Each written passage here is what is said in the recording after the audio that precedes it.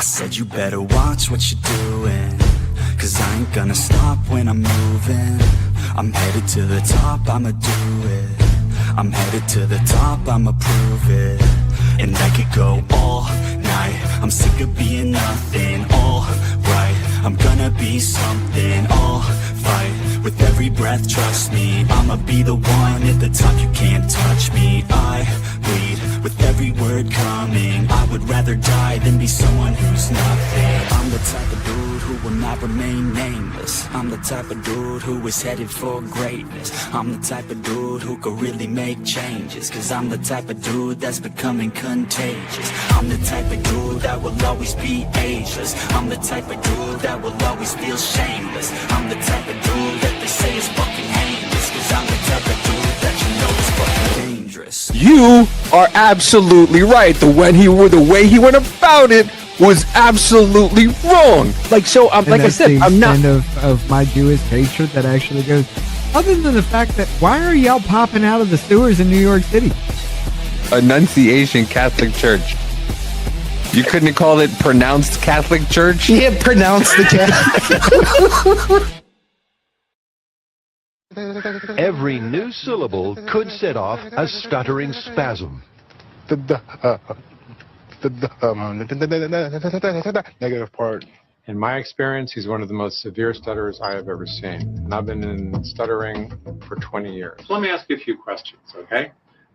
You said you wanted to be a professional basketball player. What teams have you played for, Eric? Well, my first year, I played in.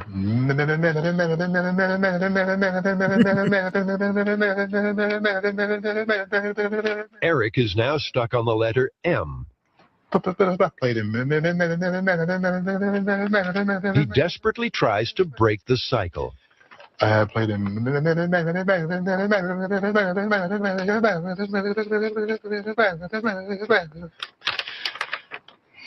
My first year, I played in. Every new. I'm just gonna say you're a fucking bastard, even for recording, for just doing that. You know full well he's gonna get locked. I'm still trying to figure out where the fuck he played. He played. Is that in Miami, Florida? Minnesota, Memphis. Yeah, I don't know. Miami, Ohio, Midwest, Macedonia. I like how it's titled it. You're going to hell. Are you going to hell or not? And it's just like if you laugh, you go to hell. Yeah, I'm going to hell. We'll go to hell. I find that shit funny. What's up, everybody? How's everybody doing? What's going on? As you can see, we have a guest with us tonight. Right. Ladies and gentlemen, Rick Donner. The man, the myth, the legend. The old man who likes to just put his life on the line every day just to jump out of planes. Right. 5950 after yesterday there, brother. Holy shit, you creeping up on 6,000. All right. I'm planning on it on St. Patrick's Day. That's what I'm aiming for. All right. Okay, cool. That's a month. That's a little over a month away. By the way, happy Valentine's Day, everybody. I hope everybody's having a wonderful Valentine's Day. I know I had a fantastical one. Let my wife sleep. I didn't have to hear her bitch and moan about how she didn't get any sleep today. Yeah.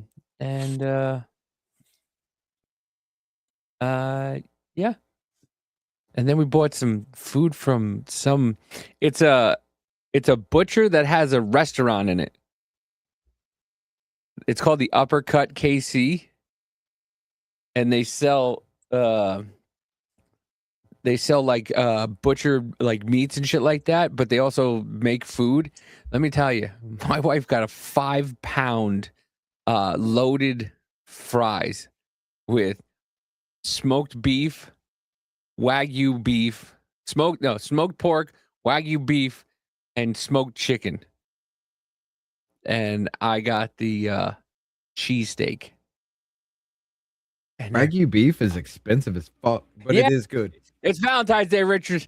It's.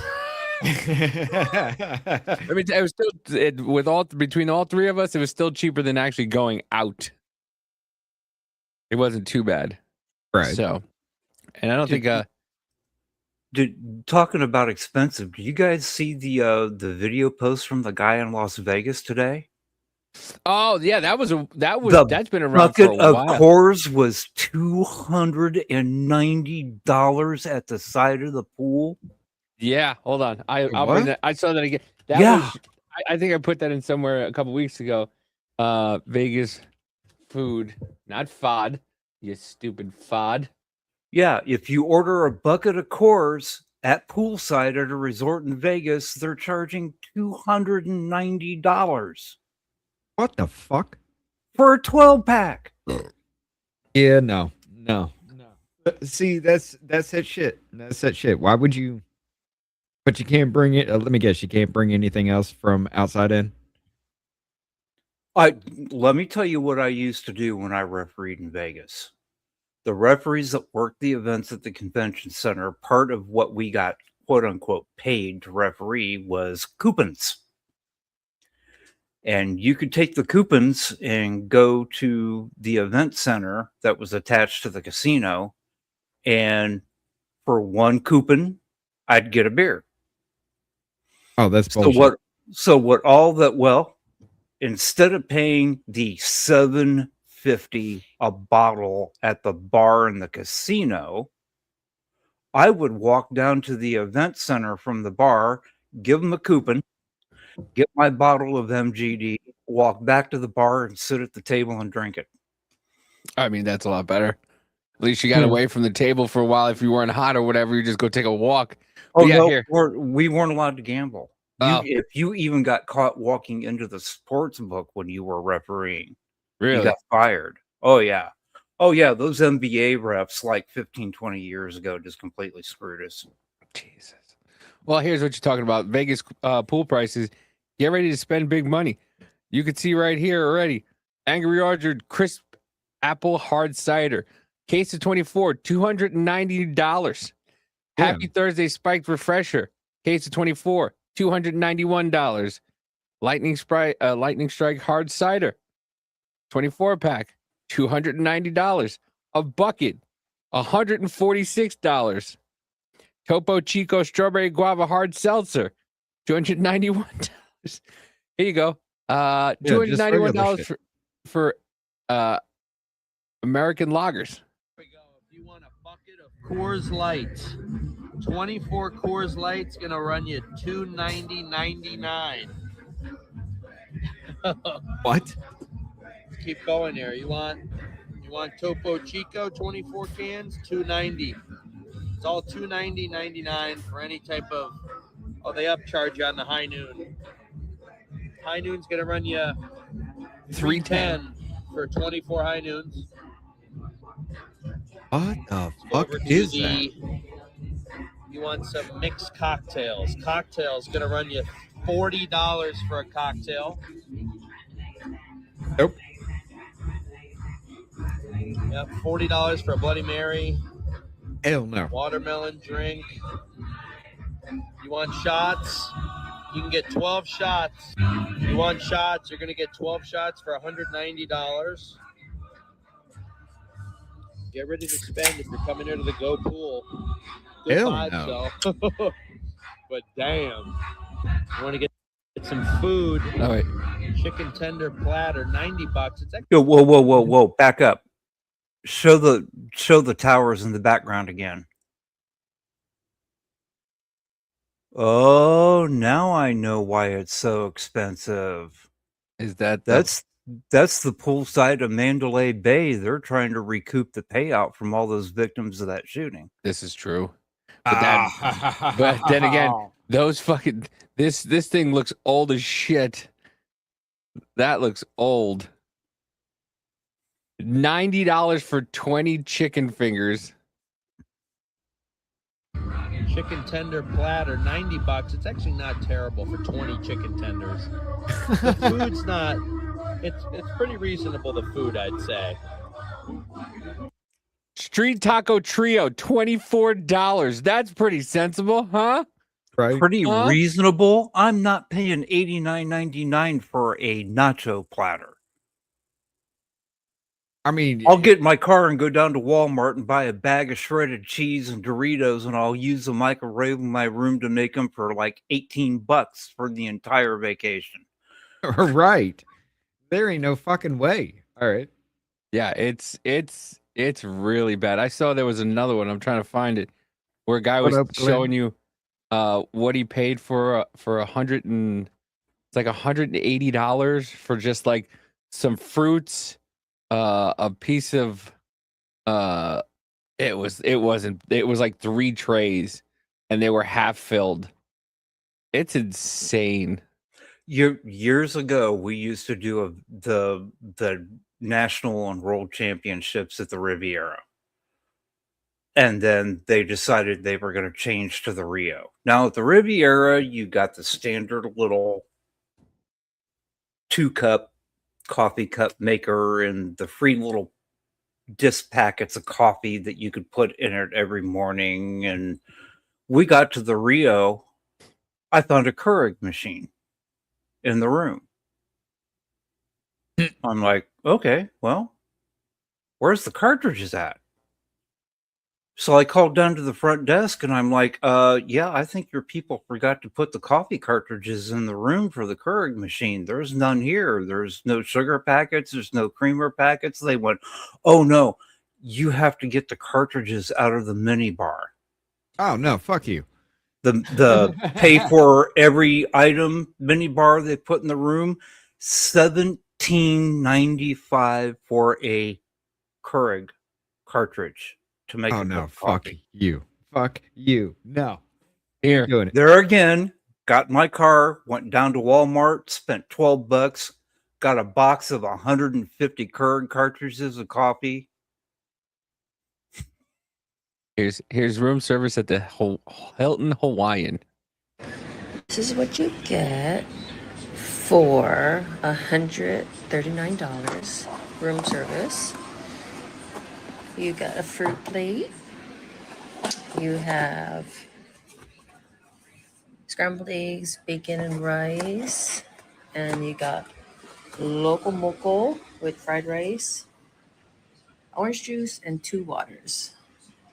All this food for $139.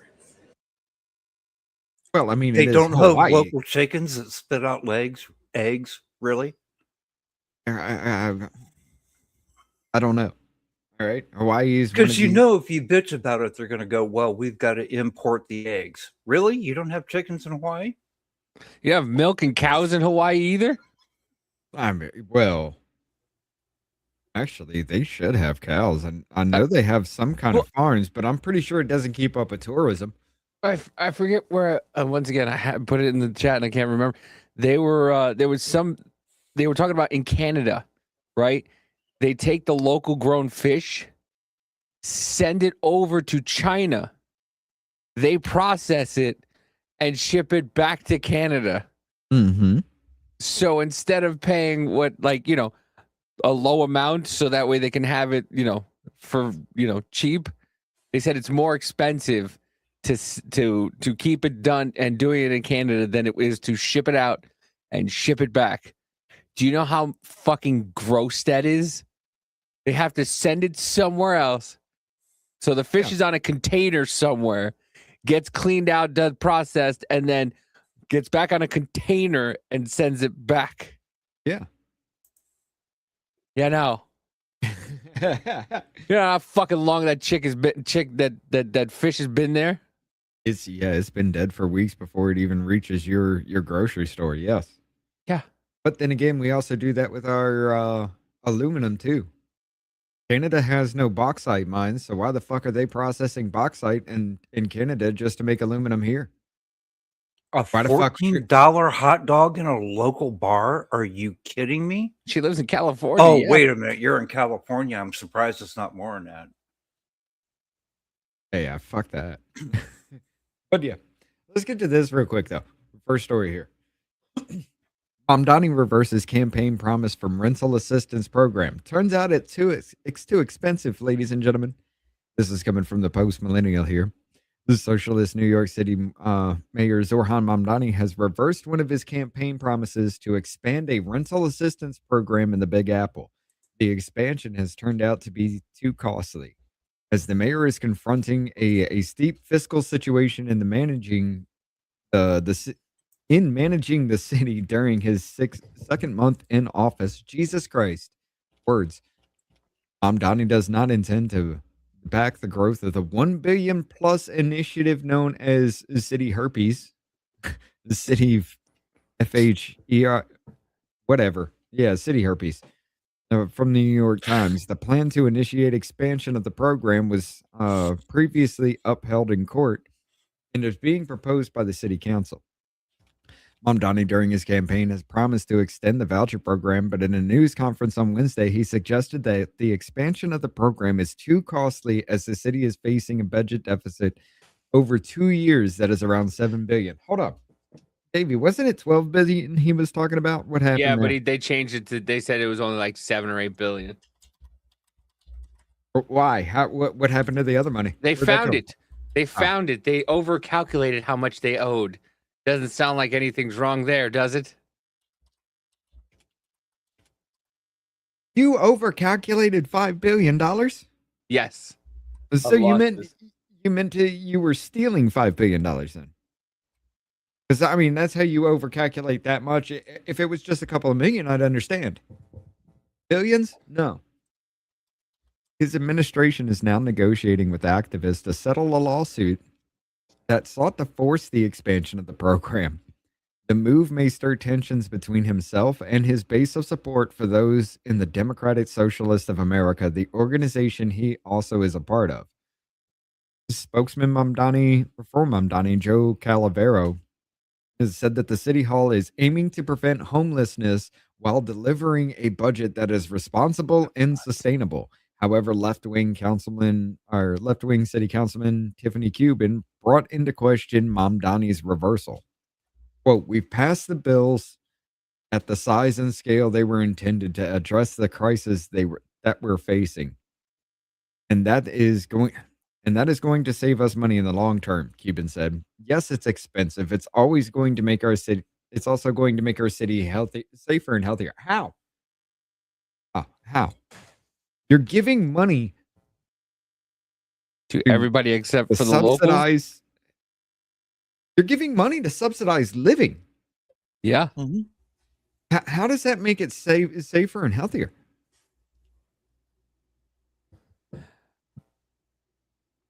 Because the government is the good guy. Don't you forget?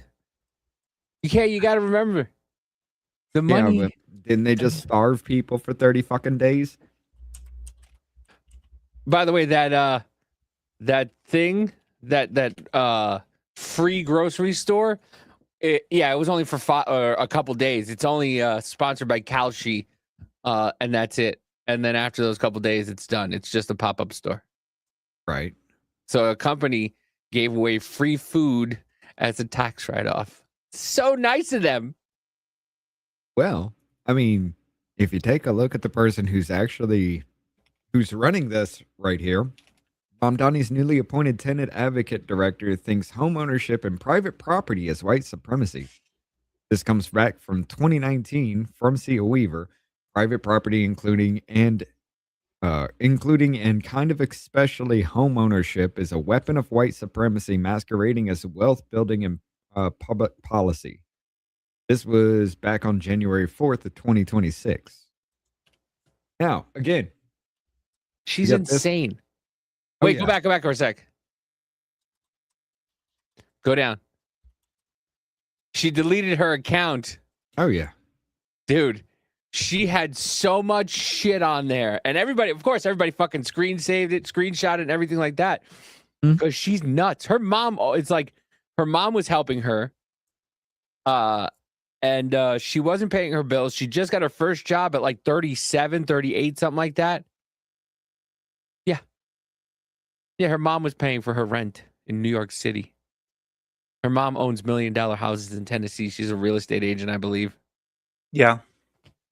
But we also got this one here, January 7th of 2026. from John Levine. New for me. In a 2021 podcast appearance, Siva Weaver said her goal was to make New York City housing worth less through the use of rent control. Yep.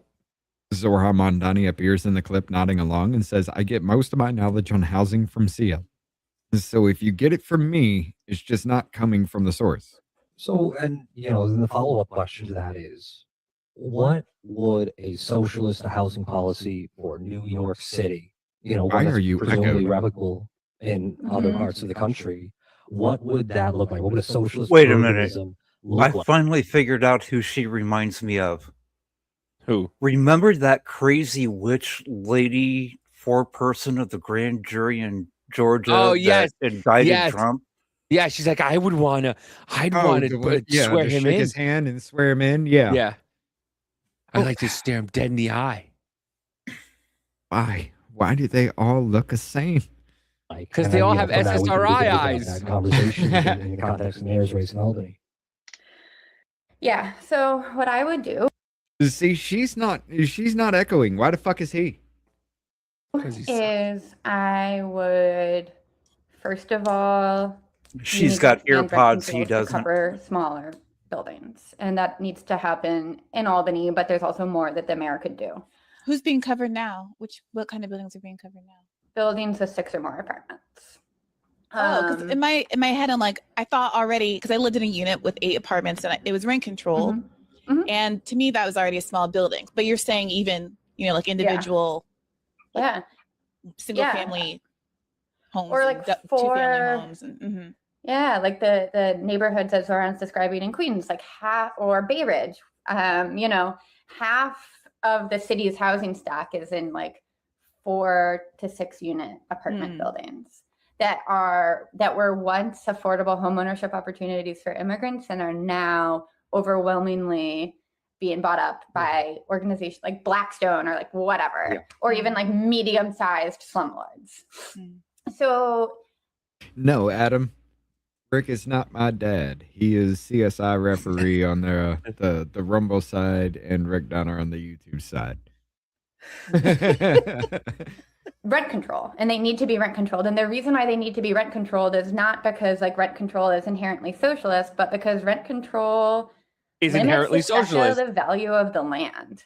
Like our goal is to have the housing actually be worth less to some degree, right? Like we don't want this to be an investment vehicle. We want it to be like long-term stable homes. We don't need people to become millionaires off their homes. So that's the first thing that I would do. And then the second thing that, socialists need to. So you build a house and the value of that cannot go up from the time you build that house. Oh no, according to her, it needs to become worthless. It needs to go down. Yeah, fair enough. Fuck. That's the dumbest fucking shit ever. Spend $250,000 to build a home, and then it's worth $0. Yeah, just like your car. I mean, you spend what, $25,000-$30,000 on a brand new car, and within 5 years you owe more than it's worth. Yes. Oh, If less you than keep it 5 going. years. Oh, The yeah, value no. of it drops 18% as soon as it crosses 100 miles on the odometer if you get it direct from the factory. Yeah. Shit. Well, fuck. But yeah. We also got this one right here. Zohran Mamdani's director of mayor office to protect tenants, Sia Weaver, says, we say you are not maintaining this building, and we are the city of New York. We have an interest in making sure that housing is well maintained, and we're going to take this building away from you. The Social Housing Development Authority to take over their homes, to buy their homes. In other cases, it might happen through like a legal process. A couple of days ago, one of the most notorious slumlords in the city, his name is Shalom. He was arrested because he is treating his tenants so badly, hundreds of thousands of open code violations. In cases like that, where the city is actively pursuing already sort of litigation and enforcement mechanisms against the landlord, the SHDA is an option. We can say, hey, you are not maintaining this building, and we are the city of New York. We have an interest in making sure that housing is well maintained, and we're going to take this building away from you. This Spuds with the 10-month member. Thank you, Spuds. No concern about gentrifiers pricing the poor out. Oh, of course not. No, because Rich, I sent you a chart in our Discord DM to show why he's backing down now.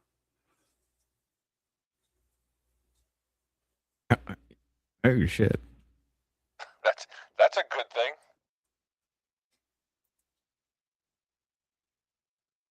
What is it? A budget deficit? But hey, okay.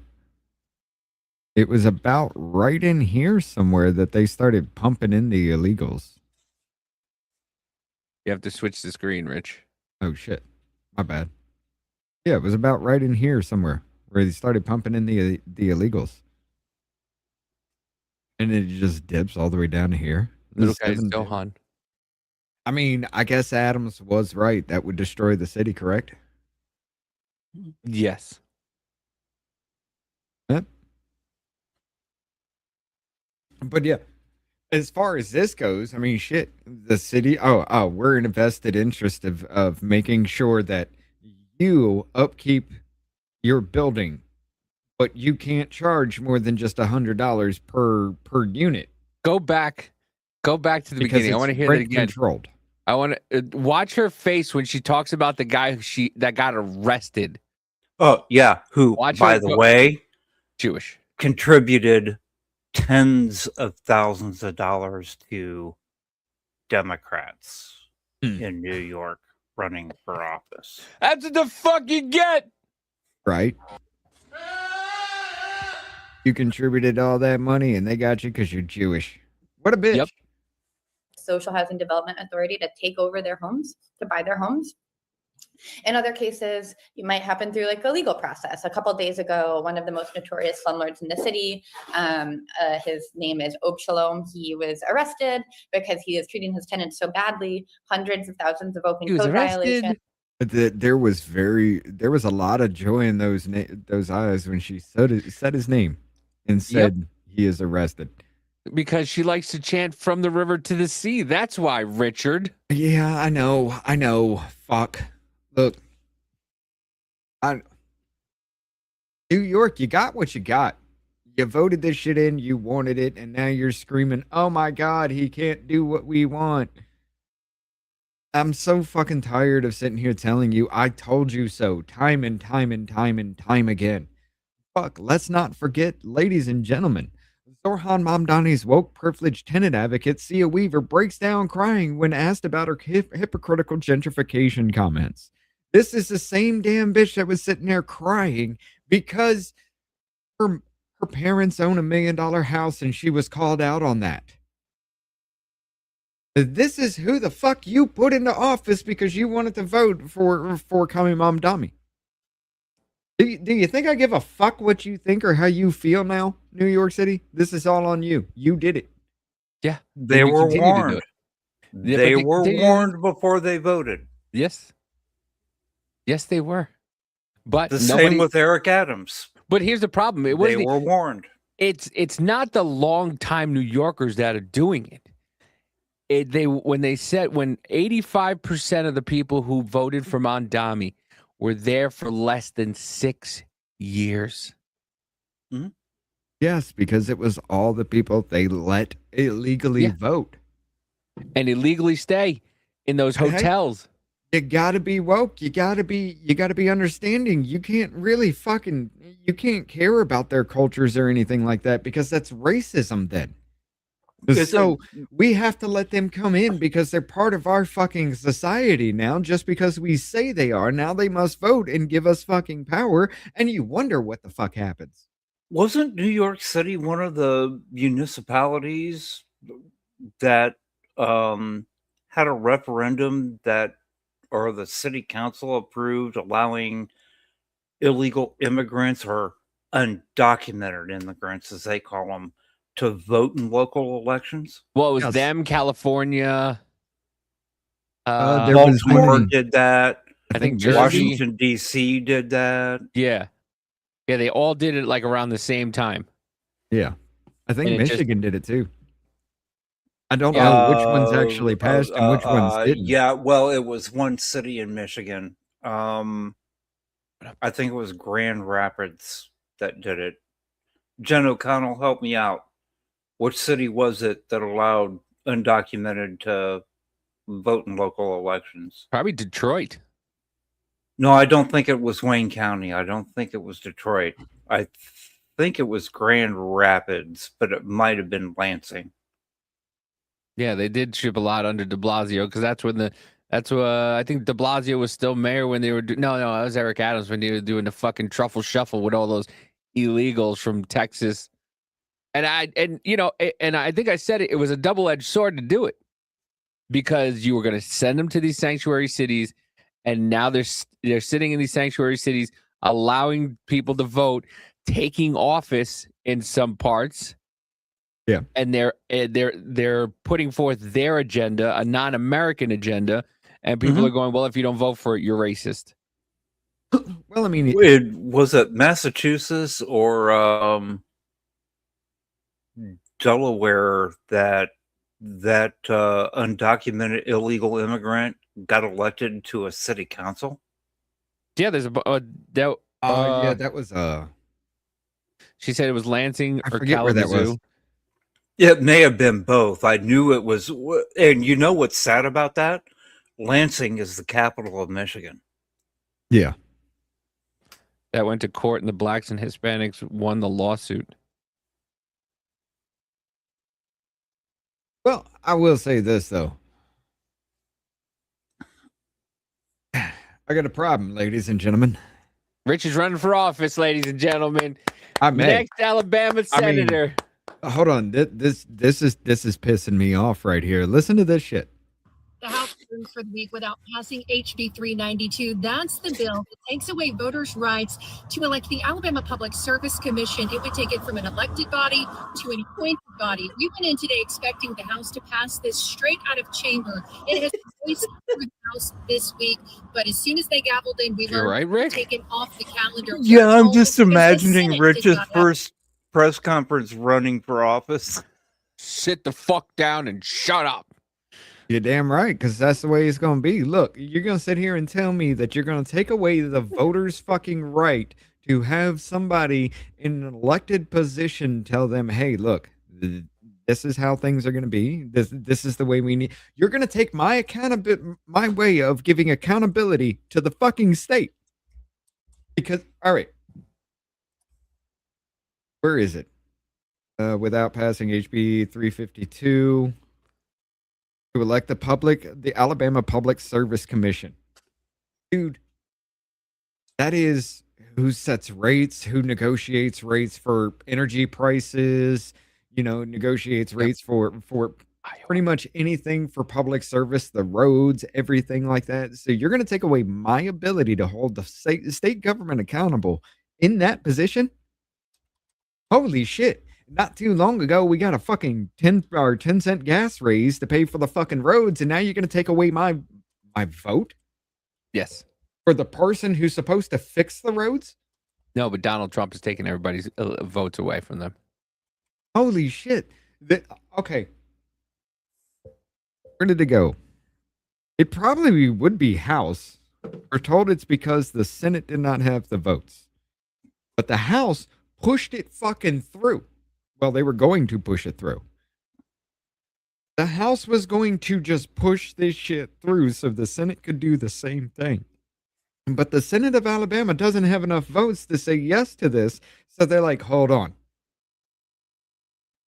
You're going to, what the fuck? Elected officials are taking away your right to vote.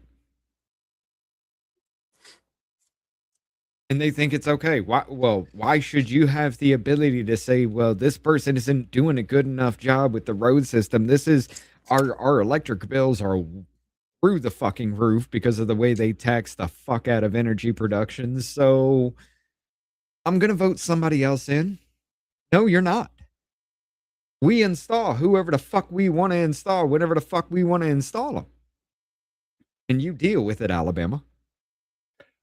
You talk about energy prices going up. I saw a story I'd have to go back in my YouTube history and find it. I watched it earlier today. A guy bought a duplex in Schenectady, New York, I think it was. For the first year, he lived downstairs. It's an upper lower. Right. He lived downstairs. Why he remodeled the upstairs. The energy costs for the upstairs, why it was empty, why he was living downstairs was $54, $55 a month.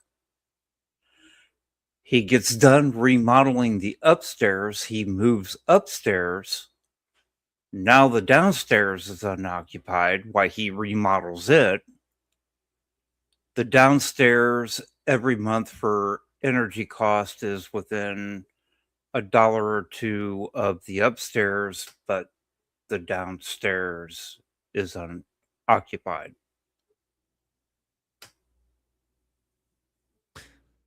How does an unoccupied upstairs being a little over $50 a month? Look, dude, I can't tell you because, all right. When When is the election? National? No, for Rich, for Alabama. November. I have no idea. I have no idea.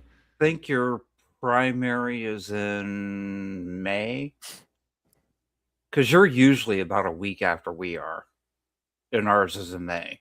Well, I ain't got no time to prep for that shit then. Will be held November 3rd. You'll never have enough time to prep for that shit, No. Richard. It doesn't matter. The longer you have, the worse the speech is gonna be. When is it? Next week. No. The end of May. All 105 seats in the chamber are up for election every 4 years, with the previous general election taking place on November 8, 2022. So this Yeah, year, that's for the general, not the primary. When's the primary? But all 105 seats in the chamber are up every 4 years. Mm-hmm. So Primary's May 19th. That like this district gets this time, this district, every single thing. Okay, cool. Every 4 years, I'd have to wait till 2030 then. Because there ain't no fucking way. November 3rd, 2026. I'm not even on the damn ballot, so yeah, it wouldn't be that. But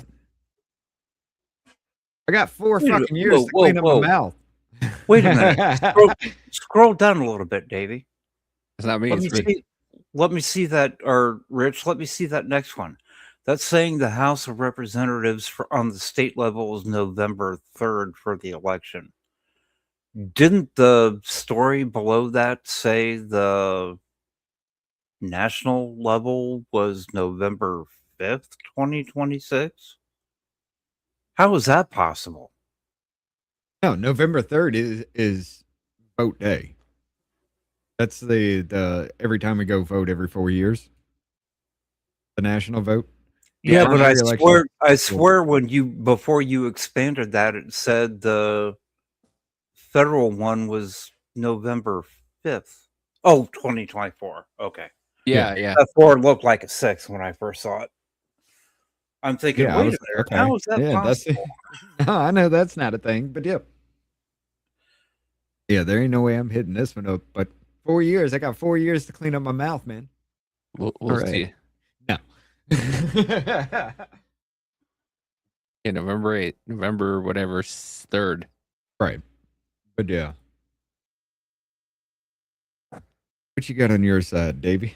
Well, everybody remembers. Oh, wait. Hold up. Before we get to your side, Rick, let's go ahead and drop. Yeah, you got that, Rick. Yeah. You were trying to explain something like what? God, what day was that? Tuesday. Thursday. Yeah, Thursday. the TFR that everybody freaked out about in Austin. Okay, refresh our memories with what that was. Oh, the aliens that they said was aliens or something that they were closed. The FAA issued a temporary flight restriction because of drones on the border. And everybody freaked out and went, oh my God, the FAA did this. The FAA is a clearinghouse in this situation. They're like Spotify. Okay. An artist on Spotify or a podcaster uploads information or music, and they send out Spotify sends out notifications and goes, oh, hey, this artist or this person has put this new thing in. For the purposes of TFRs, the FAA is the same thing. The FAA does not decide whether or not to issue a TFR. No, that would have to go from the different agencies request a TFR. So, okay, wait. If the FAA doesn't do it, then okay, FAA. No, the FAA is a clearinghouse. All it does is publicize it and enforce it. They don't make the decision on whether or not to issue it. Right. Well, Jennifer, the reason this was they were saying it was the cartel drones, but the airport was saying no, this was military drones. We shut down the airspace because of military drones, not cartel drones. Well, they never actually said what it was. Well, they said it was all they military said was activity. security reasons is what the FAA TFR said. Whoever's in control, I just shared a screen. Okay. As a private pilot, if I'm going to fly from point A to point B, when I file my flight plan, one of the things I'm required to do is to go check the TFRs through every area that I'm flying through. The blue circle you see right here, you'll see it says Cape Canaveral, Florida. It was issued on the 11th. Its effective date is February 16th. Right. This is for a rocket launch. You got to share that tab. You got I'm headed for that right now. Where do I find it at? No, you were okay. You're gonna have to go through the share thing differently because that is, just like you would share a different window. Yeah, I see it now.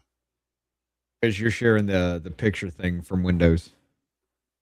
You have to change up the program. On the top, so where it says share screen. Yeah, that's what I'm looking for. Except mine's at the bottom.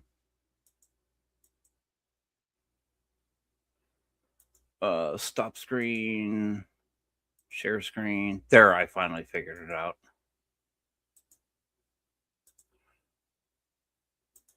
Okay. See that red circle? Yeah. That's the TFR area.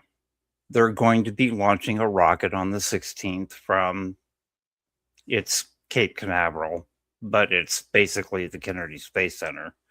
Right. That shows the airspace that aircraft aren't allowed to fly through. Can you make it bigger? Yeah, I can. Oh. Okay. Okay. And by the way, it's not just aircraft. What this is, if you look, let me go down because somewhere on here it mentions no Jennifer's TAM. Screaming at us. Yeah, see right here where it says no TAM? Yeah. That's for aircraft. What happened in Texas and El Paso only went to pilots. On this particular one, there's also a notice to mariners. It's called a NOTMAR. If you're in a boat, because it's next to water, they also issue one through the Coast Guard that's called a NOTMAR. In fact, about 2.5 months ago, a launch was canceled from the Cape within 15 seconds of taking off because Carnival Cruise Lines decided that their ship wanted to be in the exclusion area because there was a hole in the launch, and apparently Carnival didn't get the word that there was a hole and they couldn't leave yet. And yeah, they went out of the port of Canaveral, and Blue Origin ended up having to spend about $25 million scrubbing a launch about 15 seconds before. Okay. 15 seconds before it launched, they stopped Yeah, it. they had to stop it because somebody, Carnival cruise ship, was in the exclusion area. Yeah. Oh, fuck you. Fuck you. Oh, Cost that was- Blue Origin $25 million to detank and retank. Okay. Yeah, yep, suing the fuck out of So Carnival. the way this works is, and let me stop this screen share and add another one.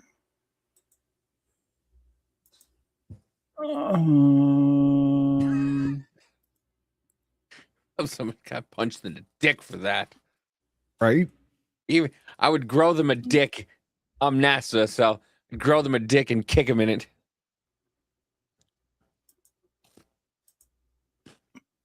Here's one that has nothing to do with the water. Now, this is actually in Georgia.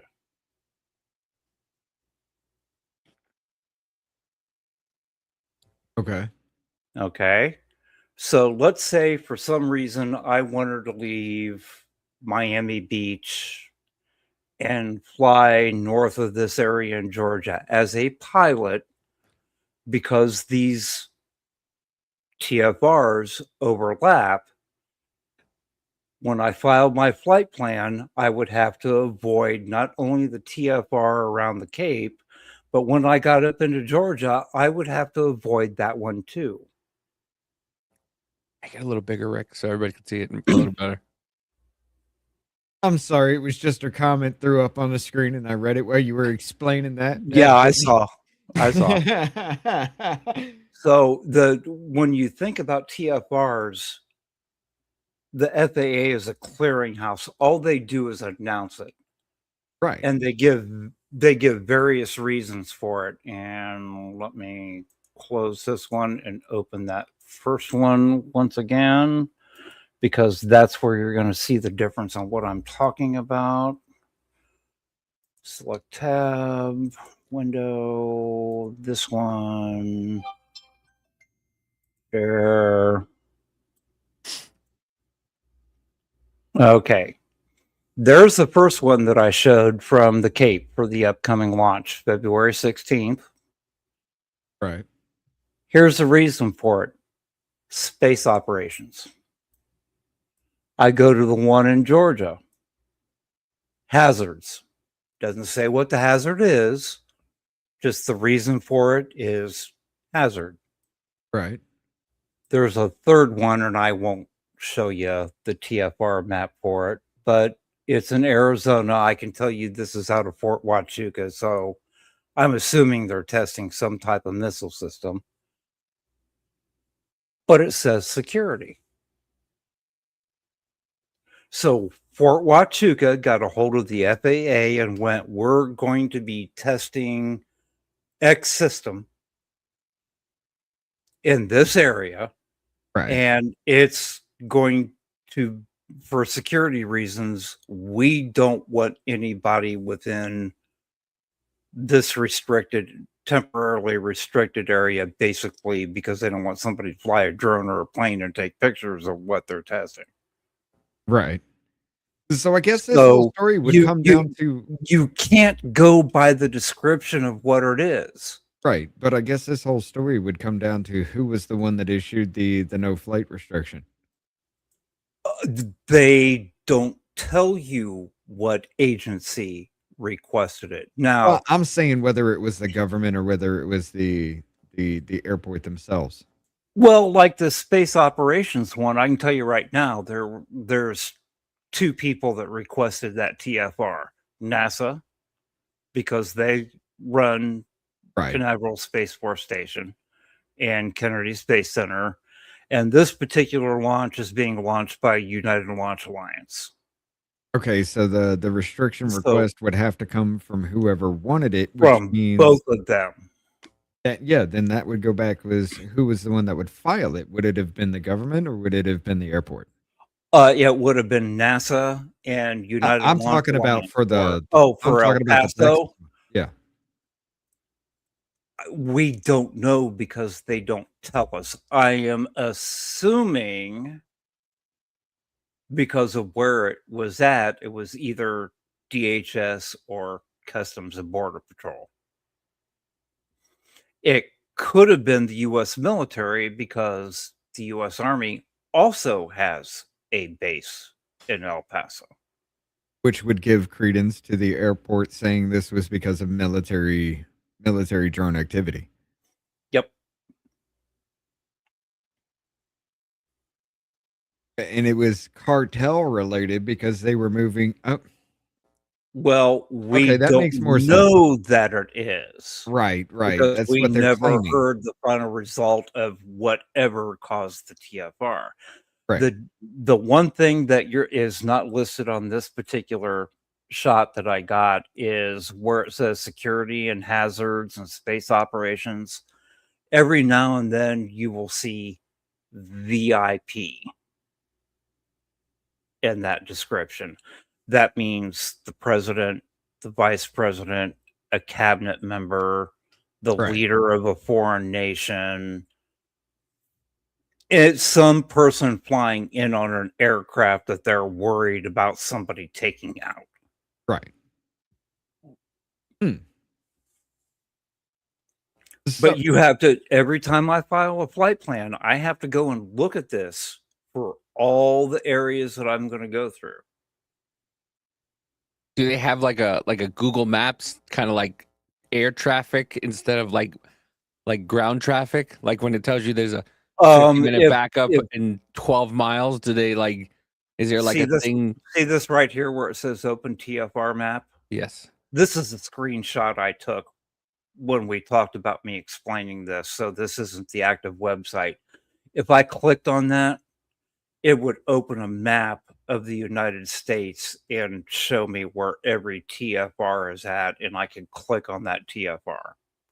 So the answer is kind of yes, but it's not like Google Maps showing an accident.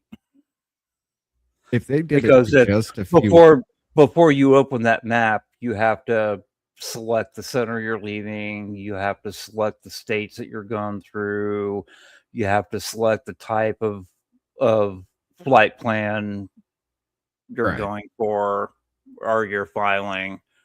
And believe it or not, there's different flight plans. I'm a VFR pilot. I'm restricted to visual flight rules, which means I can't be in control of an aircraft at night. I have to be able to see. Right. Then there's IFR, which is instrument flight rules, which means I can look down at the panel with the altimeter and everything and be able to navigate just by looking at the instruments. Okay. So I'm thinking something more. Let me go into this real quick, Davey. Going back to the little story we were hitting up here. Federal Aviation Administration reopened airspace. Yeah. Okay. So nobody knows what's going on. Everybody's blaming everybody for everything else. Where was it? But the important part of that, what you just read, Richard, is the FAA did not make the decision to reopen the airspace. They were told by whatever agency asked for the TFR, okay, we're done with whatever we're doing. It's safe to unrestrict the airspace now. Right. But what I'm getting at here is El Paso Mayor Bernard Johnson. Let's see. There was another one in here. U.S. Senator Ted Cruz. And, well, I guess it wouldn't be. What was he? Just said Wednesday that he requested a classified briefing with FFA and military leaders to get for the details, so he's not part of it. But there was another one too, Maria Escobar or something like that. Veronica Escobar, yeah, who cast down on the administration's explanation, said that in a social media post there were alarming and unhelpful amount of misinformation. The statement by the administration that this shutdown was linked to a Mexican cartel drone that came into the U.S. airspace. This is not my understanding. She said the shutdown was made by the FFA in Washington, and that neither she, local officials in El Paso, or El Paso International Airport were notified by the agency. Okay, so that's a straight up lie then. Yeah. The Jonah only asked- time the FAA issues a TFR is if somebody requests it. The FAA doesn't know that TFR is going to be requested before they announce it, not until a short time before they announce it. Well, within limited things. I mean, like, we know the next lunar mission, the SLS, Artemis 2, Right. is scheduled for March 6th or 7th earliest. Right. The Okay. FAA is going to put out a TFR for the Cape for the launch of that. Probably, I mean, where's that? What date was this one for the ULA launch? Yeah, see, this is scheduled for the 16th of February, but the FAA put out the TFR on February 11th. So Jonah they asked, they knew about 2 weeks before that launch that launch provider was planning to launch on that date. Jonah asked, but could there also be Mexican drones not subject to FAA rules flown by anybody from the kids to cartel, along with the border, every day, night, happening separately to the shutdown? The answer to that is both yes and no. Right. The FAA within the U.S. borders has specific rules for the size of a drone that you don't have to be licensed to fly within U.S. airspace, how high it can go, what the exclusion altitudes are if you happen to be near an airport. Every country has their own rules and regulations for that. Right. So if I flew a drone 10 feet inside the Mexican border as a Mexican citizen, I could absolutely be following the Mexican rules. But I could be violating them if I went 2 feet over the border into the U.S. Because now I'm in U.S. airspace with that drone. Right. But as far as, I mean, yes and no still, even in then, because even for like home use, things like that, when you buy a drone, you have to, every time you want to fly it, you have to download the new FAA restrictions and everything, or it will not launch. You can turn it on, but it's not going to launch because it doesn't know what the new restrictions are. The newer drones, until you update the firmware, a lot of them won't let you take off. Right. And that's something you that's can work fairly new. around That's it. only happened within the last 3 or 4 years when drones first Right. came out. But you can work around that to where that's not a thing, and you can still get them off the ground no matter what. So yes and no, even if it's like kids and things like that, because You can, but it's actually a crime to bypass that to make it fly. it's a crime to do anything, Rick. I mean, you buy something and then the government says, no, you can't use this thing. People are going to say, it's- fuck you no matter what. Like, you gotta get a background check to legally purchase a firearm in California, but not in Missouri. Joe Smith decides that he's going to go on the street corner and buy one from some idiot. Jose. You could say Jose. It's fine. It's California. There's a lot of Jose's and a lot of Jose B's. No, but as far as this story goes, though, I don't know. Apparently, it was the federal government that shut them down, and nobody was notified about it because, well, it was the government's doing. So we'll just say nobody told us, so we can sit here and fuck up everything to make it look bad for the administration. I've looked at the NOTAM, the TFR for that, and they never said exactly what agency requested it. Well, Jennifer I haven't wants to been know able what to is a find anything from it. TFR stands for temporary flight restriction. or temporary flight rules, depending on what part of the world you're in. It's basically going, this is normally open airspace, but on this date from this time to this time, you're not allowed to go in there.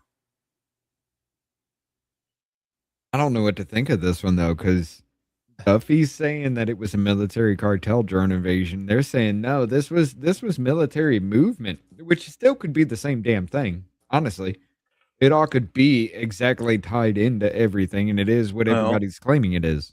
El Paso's the home to Fort Hood. There's also an Air Force base near there. It very easily could have been some type of military movement that they just wanted the sky clear for, so they didn't have to say a lot why they were doing it. Okay, I think most Mexican side are low-level border patrol taunters causing distractions. Well, I mean, we haven't had much, if any, border crossings since Trump shut that shit down. So, well, they've recently had a a lot of drones have regrouping. been flown on the Mexican side of the border by the cartels and the coyotes to try to scout out where border patrol Yes, they've is had a lot of time to changing regroup things and and shutting reorganize. stuff down where they used to go through and now they can't go through there. And it's the same shit we did when I was in the Army, except we didn't have drones to do it. We actually sent a couple of people out there to put eyes on it and go, yeah, okay, we can get through here. Yeah. Well, I still don't know. The case, look, we're going to go to war with Mexico eventually. There ain't no fucking way. The president, tell me how in one fucking election year you have over 120 political assassinations linked to one fucking election and she makes it? Wasn't she cozying up to the cartels as soon as she got involved? And everybody's like, I wonder why she's doing that. How? You tell me. So she wasn't murdered. Yeah, that means you're in line with the cartels then, right? Pretty much, yeah. This was sent Although over by Jonah. I did see yesterday, I think it was, on X, that it was quietly announced that she had invited SEAL Team 2 to come in They this went summer and to help participate in train the war Mexican games. special forces against the cartels. So So you're maybe learning she the kept her tactics. mouth shut to get elected, and now that she's in there and has all the protection, she's gonna do something. Either that I or don't you're believe training, that, but either that or you are training your people in the tactics of your enemy. yes. That would make the most fucking sense to me because there's still no way. She's been teeter-tottering every damn place, but she's leaning towards more the cartels in everything that she's doing. So it makes sense. Yeah, you want to train my people? Come on, let's figure out why you guys are such badasses. You It know makes who sense. trained Al Qaeda and the Taliban, right? We did. Mm-hmm. I was one of the advisors over there. What the fuck? Yeah. That was back when the Russians were in Afghanistan. That was part of my theater of operations when I was in the Army. I was one of the people that went over there and taught them techniques. Well, see, fuck. When Look, was I already Russia and done told you. Afghanistan? When did this happen? The Russians in Afghanistan? Oh, Yeah. God. Yeah, that was. Jesus, that was Shit, Desert Storm, wasn't it? No. I can't remember what year they actually went in. That was Saddam. Desert Storm was when we put in Saddam Hussein, right? Yes. Desert Storm was when we kicked Saddam out of Kuwait. Wait, okay, so that was that one, and that was Desert. Saddam came in under Reagan then. No, Saddam had been there before Reagan, I think. I know we did something over there, and Saddam Hussein was the person that we put in power to kind of take control of shit as we moved out. We created our own Desert Storm, basically. The Russians invaded Afghanistan on December 24th, 1979. Okay, so yeah, that was way before my time. So that worked for the U.S. too. We kind of like it was like, okay, you guys, we're gonna leave him in control of your country. It was the devil you know thing, Mhm. Davey. Yeah. And then again, we created another Desert Storm situation with the pullout out of Afghanistan. So there we are. It's never gonna stop. But what you got, Davey? This was sent over by Jonah. It says first production of a Jetson flight in the rain. Oh, is that You that gotta air share car thing? You gotta share it. Oh shit! I forgot about He's that. sitting there watching it alone. My juice just hit. Okay. All right.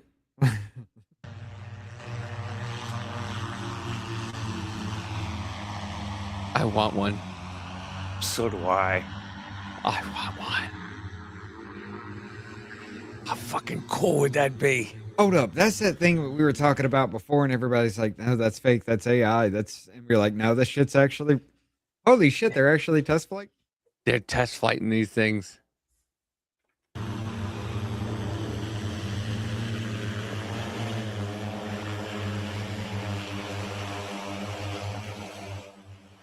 You know how loud the airspace would be? Yes. Holy shit. I want it, though.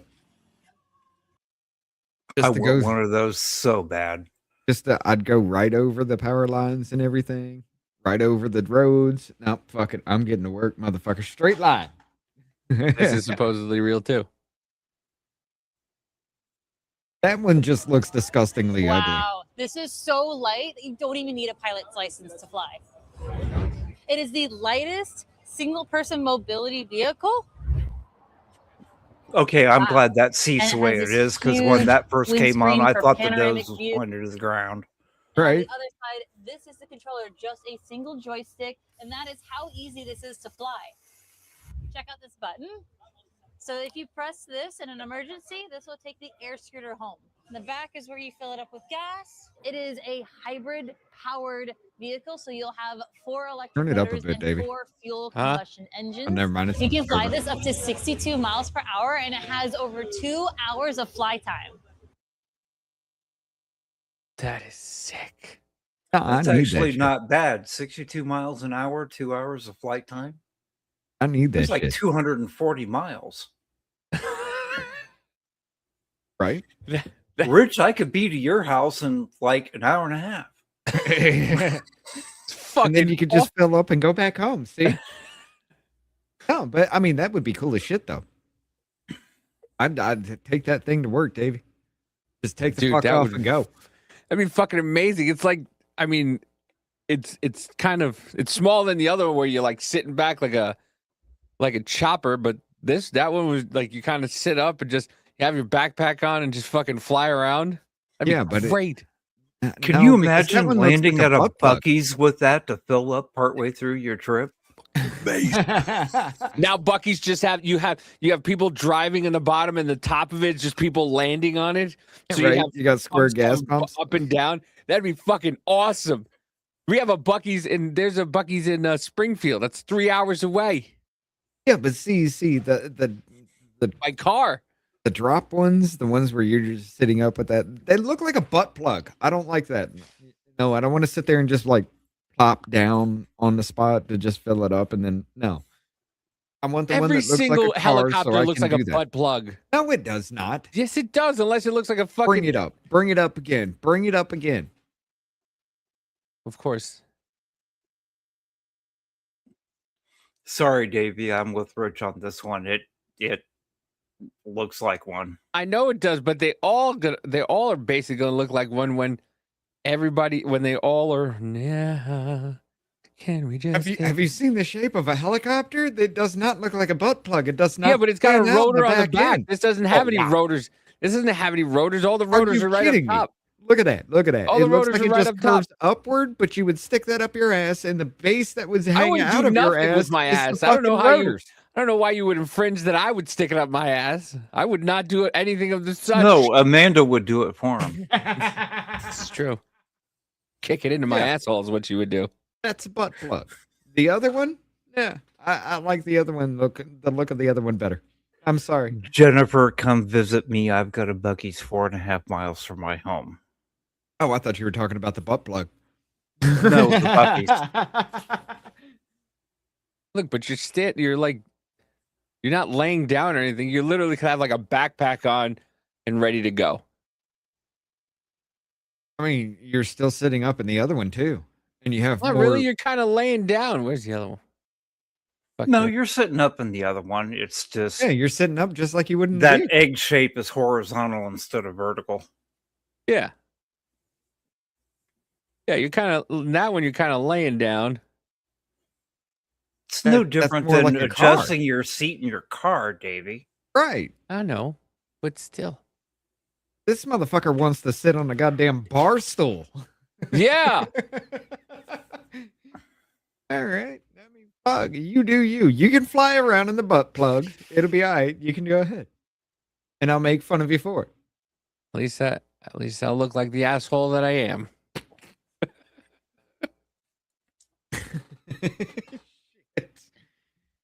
Well, here we go. You want to talk about assholes? Bring this up. Woman sentenced for accusing her estranged spouse of illegally accessing bank account from outer space. Hold on. A Kansas This woman bitch got robbed in outer space. No, she didn't. No, she got robbed from somebody who was in outer space. No, that's not what happened either. No. A Kansas woman who has been sentenced to federal prison after making false claims that astronaut Anne McClain illegally accessed her bank account while deployed to the International Space Station, according to the U.S. Department of Justice. The summer Heather Warden, 51 of Seguin County, Kansas, pleaded guilty on November 14th, 2025 to making false, fictitious, and fraudulent statements and representations to law enforcement. U.S. District Judge Alfred Bennett sentenced her to 3 months in federal prison, followed by 2 years of supervised release. The court also ordered Warden pay $210,000 in restitution. In July 2019, Warden alleged that her estranged spouse, astronaut Anne McClain, had guessed her password and illegally accessed her bank account while deployed to the International Space Station. However, evidence presented at sentencing showed the allegations were unfounded. An investigation revealed that Warden had opened the bank account in April of 2018, and both parties had accessed it until January of 2019, when Warden changed the account credentials. Investigators determined that Warden had actually granted her spouse access to her bank records, including login credentials, as early as 2015. Despite an internal investigation that exonerated McClain, Warden continued to promote the false claims to news outlets and hired a media consultant to amplify them. She also publicly released her former spouse's personal information. The case demonstrates the serious consequences of making false accusations to law enforcement. U.S. Attorney Nicholas Angie, the National Aeronautics and Space Administration's Office Inspector General conducted the investigation. Assistant U.S. Attorney Richard Hayes and Brandon Frey, what are you doing? What? Prosecuted the case. Jonas said the second video was about boobs, and I had it perfectly framed there. So while you were reading, I just changed it. Okay. Warden was permitted to remain on bond and voluntarily surrender to the Federal Bureau of Prisons facility determined in the near future. So basically, they had access together to this, and then after the fact, she went off to the space station, and then she just started screaming, "Hey, this bitch illegally accessed my bank accounts." There was an investigation, and they said, "No, this never happened," and she still tried to push it. Let's think about this. Do you really believe that the combined space agencies that are involved with the ISS don't monitor every keystroke of what happens on a computer up there? Right. I mean, you have to. How did she hack it? Right. You have to. Even if you try to bounce off a relay and do it from your phone or something like that, that would still be noticeable that something was on the network. There would still be a log of every single bit of information that passed through that that thing. The So no. sophistication of hacking that bank account she would have had to do. First of all, there are 4 periods of blackout from the ISS every orbit because they're just not within distance of one of the relays. So she would have had to have mapped out the blackout periods, typed, stopped, typed again, stopped, typed again, stopped, typed again, every freaking orbit. It would have taken her months to hack into that bank account.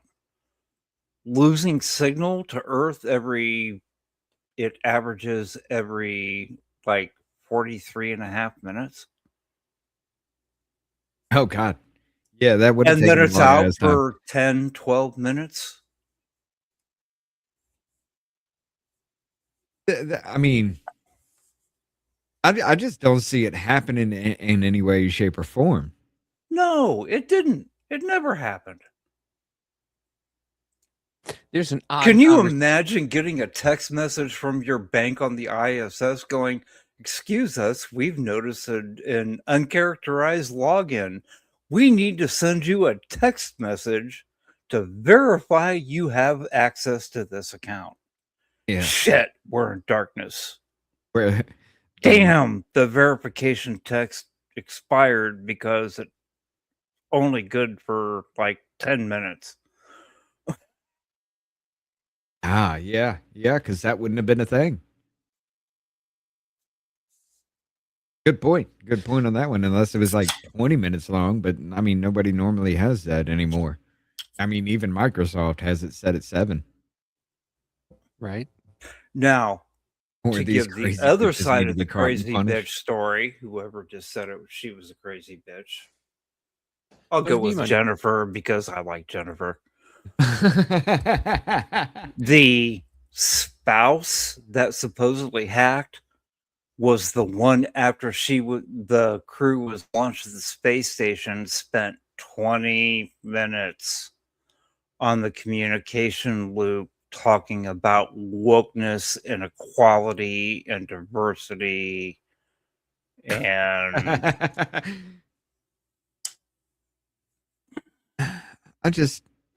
I will have to admit it is good to see somebody making false allegations about something punished, but it's kind of more in the wrong atmosphere kind of situation because it's like, hey, she accessed my bank account. She didn't do anything. She just logged in.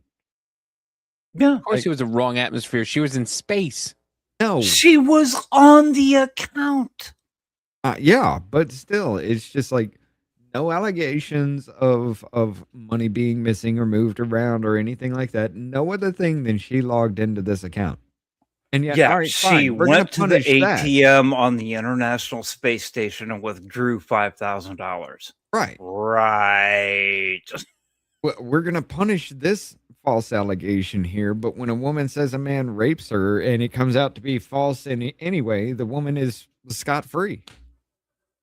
This is what I mean by the wrong atmosphere of this situation, because this is more like, okay, bitch, just shut the fuck up. You wasted money, pay it back.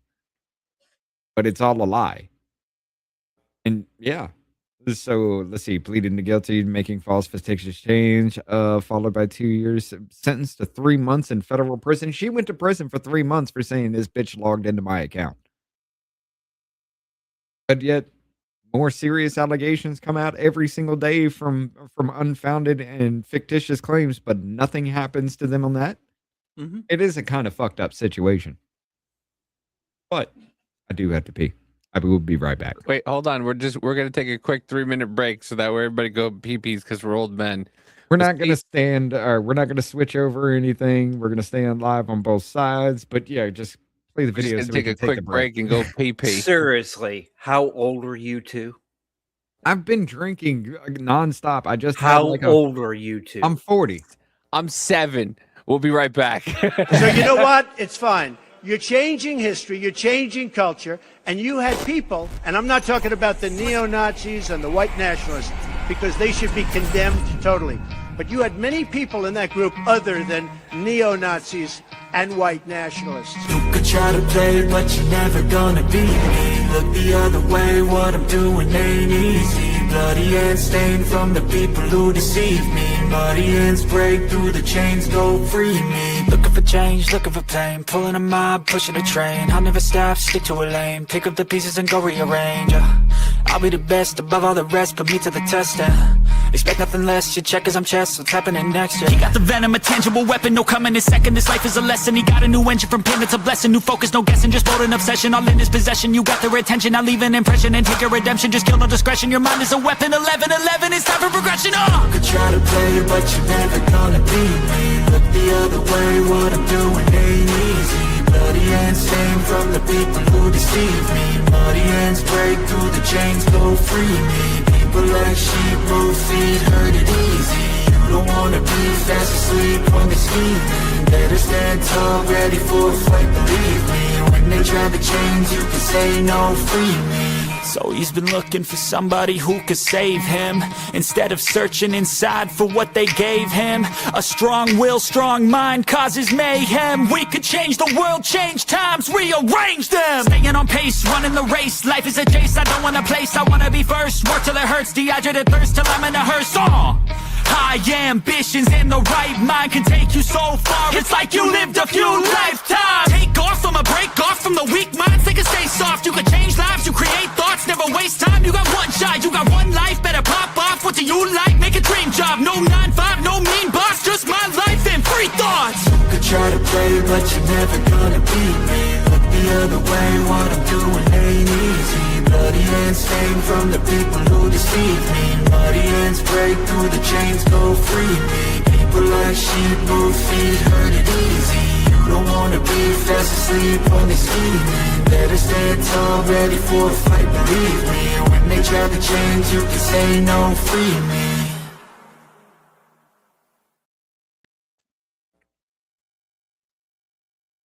And you forgot it. And You yell out a word, I'll write it down. Let's see how many we can get. Go! Fan! There's a good one. Man! That's another one. Lesbian. Words that end in AN. Anyone? Words ending in AN. Lesbian. I heard pan. Good. No, Faith said lesbian. Hold on. Good. We'll write that down. Just a word. Not a big deal, but we'll move on. We'll get some other ones. What is a lesbian, sir? It's your word. How do you... All right. If you liked another girl. I like Olivia. Am I a lesbian? Well, if you like Olivia, you could be, sure. I like Olivia. I love Olivia. I like Olivia too. Am I a lesbian? No. Think that way, Philip. You can never be a lesbian. No fair. I want to be a lesbian. Me too. You can all be lesbians. Okay, let's just move on. Let's try words that end in ON. Prostitution. What did you say? What is prostitution? What is prostitution? Let's say prostitution is when you work in the street and you get paid. I want to do prostitution. No. Moving on to words that end in RE, but let me just have a second here to think if nothing, there can't be. So shout out words that end in RE. Crack With words that end in AN. Hell yeah. That's what I'm talking about. See, that was actually me as a child doing shit like that. Wondering where the fuck I know these words from. Richard, fucking warn me when I'm on with you before you do that. No, you already Damn, know. that son. hurt. You already know.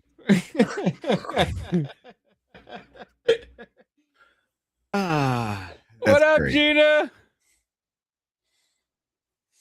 Sorry, guys, my camera's Well, off right now. hello there to the luscious redhead that has defected to the north. How y'all doing tonight? Fantastical. Hey, Davey. Yo. Here you go. Apparently, they are arresting American citizens for these ICE operations, ladies and gentlemen. Walter Wilkins was arrested by ICE, an American citizen, after being found with a little migrant girl that was being sex trafficked. Yeah, this dude was banging a child. Just straight up, he's an American citizen. He got arrested by ICE because he was banging a child. $59.50, Gina. Sitting at $59.50. Oh, your jumps, yeah. So yeah, American citizens are being arrested, and I agree. Arrest the sick son of a bitch. Well, I mean, but remember when they told us that we were just going to have to accept maps? No, we're not. Breaking. Scholars now say that pedophilia is a sexual orientation and that we should be accepting it. By the way, this was back in like 2012, some a while back. Right. She was a German doctor. No. Right now, most of us feel discomfort when we think about this scenario. And most of us feel discomfort when we think about pedophiles. But just like pedophiles, we are not responsible for our feelings. The fuck you are. We do not choose them. But we are responsible for our actions. Wait, if you're not responsible for your feelings, who the fuck is? It is in our responsibility to reflect and to overcome our negative feelings about pedophiles and to treat them with the same respect. No. No. No. No, absolutely not. I mean, I'm not going to sit here and debate that shit in any fucking way. There's no way you're going to sit there. Oh, they can't help the way they feel. Great. I can't help the way I feel about throwing them in wood chippers. Oh, you can control your feelings, but they can't. Pretty sure Ted Bundy didn't care about the way he felt when he was killing all those women. Yeah, guess what? I don't care. No, but I love the fact that they can't help the way they feel. Cool. I can't help the way I feel when I want to throw them in a wood chipper. So we're in an impasse. So I should be able to kill pedophiles then? Great. Let's do this. Right? Fact we treat other people with.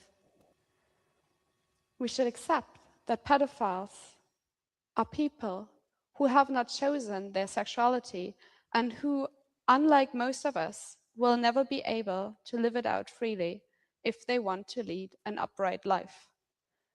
We should accept. No, you just tell them that they're drags. You give them to a fucking story time at a local children's library, and then you know what happens next. Oh, you know what? 2 bricks. Right. Done. I mean, shit. All right. What do you think's going to happen when you take a child's fucking innocence away from them before they're ready to lose it themselves? What do you think happens? Isn't it how we get all these mental disorders that come up? All the trauma that everybody has is because their parents mistreated them for whatever fucked up ass reason. Now you're saying just random ass people can mistreat these kids. I can just take a little child and do whatever I want? Fuck you. No. What do you? Oh my God.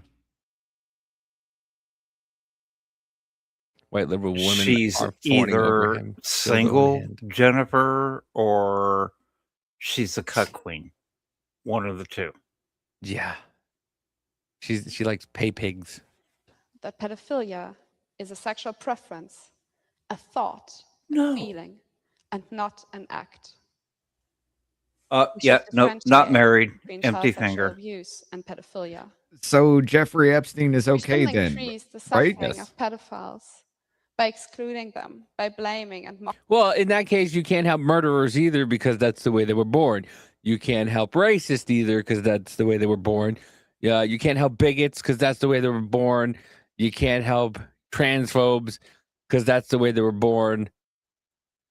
You get my drift? I'm starting to think all this shit really is genetic. Retardation? Yes. Mocking them. By doing that, we increase their isolation and we increase the chance of child sexual abuse. No. No, it's not genetic, Richard. It's the bullshit going on in our schools, which started 15, 20 years ago in Europe. I'm not talking about the indoctrination of this shit. I'm talking about the actual stupidity in mankind, that the ability to believe this kind of shit. Not the fact that it's being pushed, but the ability to believe this. Like, you can't genetically understand something, like it's not about the mental capacity. Like, put it this way. You think Tim Walz is retarded? Yes. Mm-hmm. Okay. Proof in hand. Gus has an actual genetic disorder that makes him mentally slow in the head. This genetic disorder is 96%, I think it's 96% passed on by the male. 96.83, actually. Okay, so yeah. So roughly around 96% passed down by the male, 96% of a chance. His defective fucking sperm made Gus mentally retarded. So, Well, yes, actually, it was he the is combination retarded. of the two. It wasn't just his. His was the defect trigger, comes but it from was the him. way the two Yes. combined. Right, but the defect did come from him. Of course, So- look at her. I mean, Fair enough. Well, it leads us to this. A trans man in Canada, Alice Michael Atwood, who stabbed his 7-year-old son and 8-year-old daughter, severing the girl's throat and leaving her on a tube, is still under Canadian catch and release system, traveling in a van with Every Child's Matters on it. This pissed me the fuck off. I saw this earlier. It says Atwood was arrested. He's been convicted already. Yeah. He's still on release pending sentencing. No. Atwood was arrested but was released until their next court date. An 8-year-old child whose esophagus was severed in the attack faces several months of a feeding tube. Atwood's social media platforms, including Discord and Facebook, have had posts mention the attacks since their arrest. I stabbed a hole in her shoulder, yes, but held it shut until EMS arrived. Yes, I stabbed her, but I didn't slash her like that at all. I was trying to remain optimistic given the situation. That doesn't mean I haven't been remorseful. It sucks and I apologize. I'll just take my space and do my therapy, reads one post screenshot by another Discord user and posted again on Facebook. Atwood is scheduled to appear in Alberta Court of Justice in Grand Prairie on March 13th. A month from yesterday. And God knows where he'll be at by the time that. How much you want to bet he doesn't show up? Probably not. Probably flee the country. Or find him. He'll probably find himself. He'll try to disappear. Just wanted to do a check-in, let people know that I am being safe, I'm being secure. I have taken care of my needs, and I am just... I give a shit about your needs. What about the needs of your children that you stabbed? I kind of realize that we do have a highly unique opportunity here, whereas I'm someone who did something heinous, and I'm on social media. Whereas pretty much all the other people who do something heinous get locked in a box and blocked out from society, and they don't get to talk to them. So, does it put me at risk? I'm already at risk. So whatever, I guess. Yeah, sure, what it the does. Fuck? But also, and they let him go. I know that I'm going to do everything in my part to not hurt anyone else in society, for sure. No, I'm good. That was a horrible, horrible, horrible error and a bad decision that I made, and I shouldn't have ever done it. I never will do it again, and if I could rewrite history and make it so I didn't do it, I would, but that's not going to happen. So immediately, there has to be all right, the psychopathy. Okay, this can be a genetic affliction. You can pass psychopathy down to a child. However, morality also must form somehow morality is a social thinking, but it's a social thinking that keeps you from being that psychopathic piece of shit. Yeah, Jennifer, I don't understand that either. So what is stopping people from developing that part of their brain that forms a real morality? The mother smoking crack. Like the thinking process that has to go through every decision. What is stunting that? The meth the mom smoked while she was pregnant. There's something to this. Like, Rich, I could answer that, but I would have to see a genetic profile of the individual. there has to be a connection somewhere between all of these people. Like all these trans people that just pop up, and then all of a sudden you got these trans shooters, these mass murderers out here. Well, they all sound the same. They all do the same thing. There's still that because they're being fucking indoctrinated from the time they're babies. Well, how many interviews have we seen where mothers are like, "Oh, we knew they were a trans they told us at 18 months, or they told us at fucking 2 years old," and it just and people grow up once again. But that the morality factor of knowing, okay, my mom just kind of fucked me up altogether. No, I'm not really trans. That morality did not fucking change. There is something in the brain that's not processing correctly. Rich, I'm sure that's part of it. Rich, you have a 170 IQ and your sister's a crack whore. Somewhere in that disconnect to math or whatever. I mean, with my degree at one point in time, I applied for a federal grant to be able to study the genetics of people that snap like that. I got turned down. The reason I was turned down was because the federal government said it's homophobic and irrelevant. It's homophobic to study if there's a gay gene? Holy goddamn fuck. See, that's what I'm talking about. That's what, like...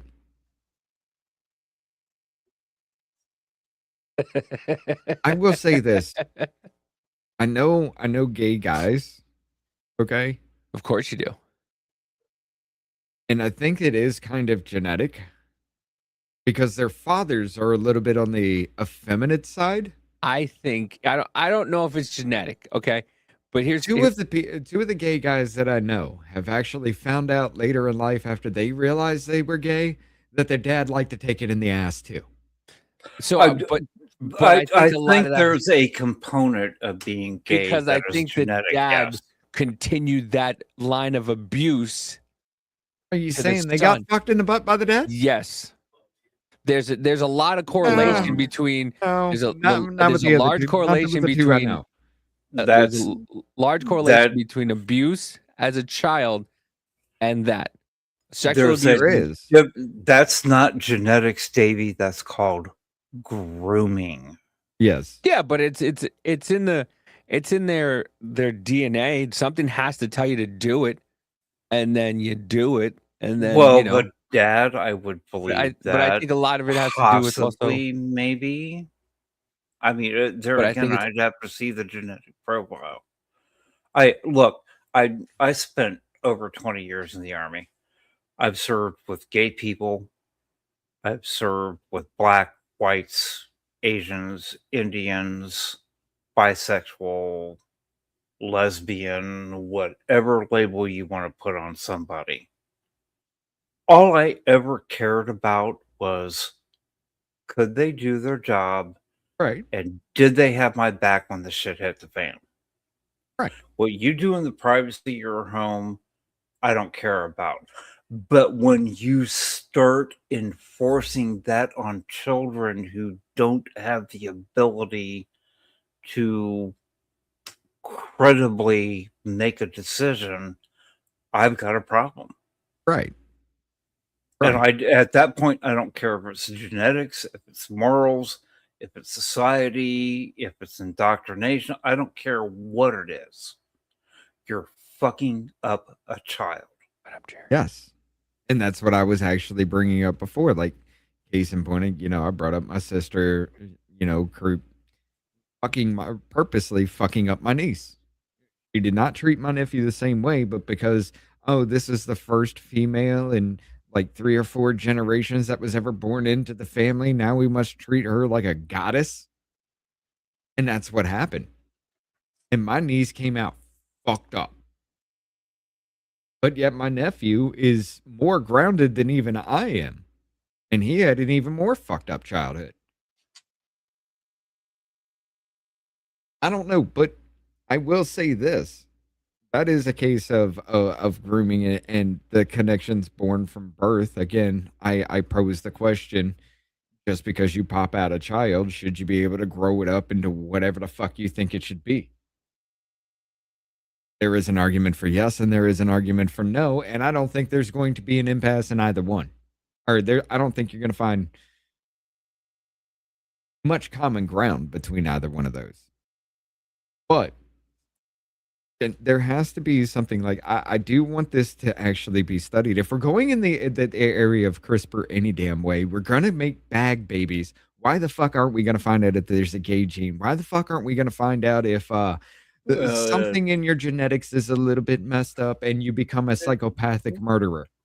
Now, yeah, but Richard, that's a very slippery slope, because we're already doing it. I'm just saying that's going to be where the next do you logical draw that line? Okay, this person might be genetically disposed to be gay. Right. Listen, do we stop that? They've genetically And- modified the Down syndrome gene into the autism gene now. The whole you remember the story we covered about luxury, what is it, genetically engineering your child to not have some kind of disease or not have some kind of feature or something like that? We can already do that. What's the next logical step? What else in our DNA could be considered abnormal? And that's my problem as somebody who has a degree in that area, is who has the right to decide that gene's abnormal? Right. You and Davey, you and Amanda make another child, and why it's in the room, I look at the DNA as a geneticist or a molecular biologist, and I go, oh, I think that child really should be like they just came out of the interior of Africa. So I'm going to go in there and I'm just going to adjust this gene, and I'm going to adjust that gene. And now that child is what I think they were actually meant to be. Who am I to decide that? You are playing God, are you not? Yes. But that's the next logical step. You're already talking about the CRISPR technology. The mRNA technology is down to the cellular level. It is changing to the cellular level, which is where your DNA is held. It's held in the nucleus of your mRNA cell. is a crude attempt at adjusting genetics. CRISPR is more precise. I can't do with mRNA what I can do with a CRISPR. Right. Davey. Yeah. Now, if I am messing, well, that right there, later on we can hit that. That's not the thing. I was just going to ask, like I was saying before when we were talking about this back when COVID was a thing, if I'm messing with your genetics, what works for you may kill me, right? Yeah, like the COVID vaccination. Like why when you had Guillain-Barré, some people who couldn't get it because they had Guillain-Barré syndrome, or would have given them Guillain-Barré syndrome, and then they were going, nope, sorry, you gotta take it anyway. 8.5 pages of adverse events, and we were wondering why herpes and everything was showing up for a page. All you have to do is look at allergies to understand that. Yes. I'm allergic to shrimp. Richard, are you allergic to shrimp? No. Davey, are you? Yes. Okay. So 2 of the 3 of us have something in our DNA that makes our body go, oh, fuck no. Now, if That's that a bad information, idea. if No. that information is let into my system, it will kill me. If It has we to be then a create an person. mRNA vaccine, we could inject you to make you allergic to shrimp. Absolutely. You're Yes. fucking with genetics.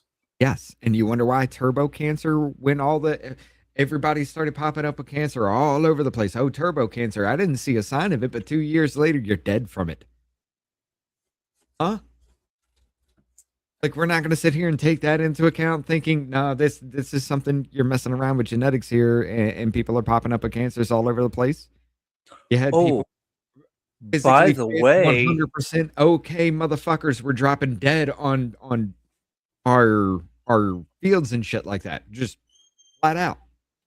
by You the don't think way, that's a sign? who are the Democrats screaming about that also were all about genetics and making a pure person? Oh, I don't know, like 60, 70 years ago. I mean, who was it that said they didn't want to live next to any N-words? Wasn't that Joe Biden? Mm-hmm. Yeah. What he learned about roaches. Oh. Yeah, it's always. Yeah. I'm going back further than that, though, Richard. Who decided that they needed to do genetic engineering before all this CRISPR stuff came out?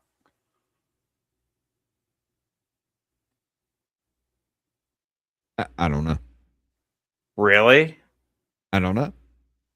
Because I'm pretty what sure was that was Germany about in 1937? Oh, if you're going back that far, yeah. I Okay. said 60, 70 years ago. Well, yeah, okay. Oh, yeah. Boom, boom. That's a good idea. Sanger, the Margaret founder of Planned Parenthood. Hey, that was incredibly She effective, believed though. in genetic manipulation. Nothing. Look, the fact that we can do that scares the ever-living shit out of me. What, change genetics? Yes. Because again, who, like Rick was saying, who decides what is a defect? The liberals, apparently. Because being gay, I wouldn't say you're defective, because if that's true, that defect is in everything in nature. So is Do it you really a think Dave defect? Rubin is defective? No. Partially.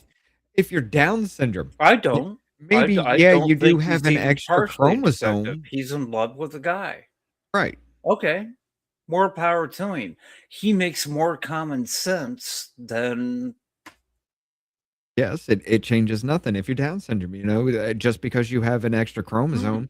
Yes, you could technically be considered defective, but I wouldn't call them a defective human being simply because they never lost innocence. Operation Paperclip is fucking wild. Who's that kid on X? Shirley Hempel. No. There's a kid that has the Q22 disease.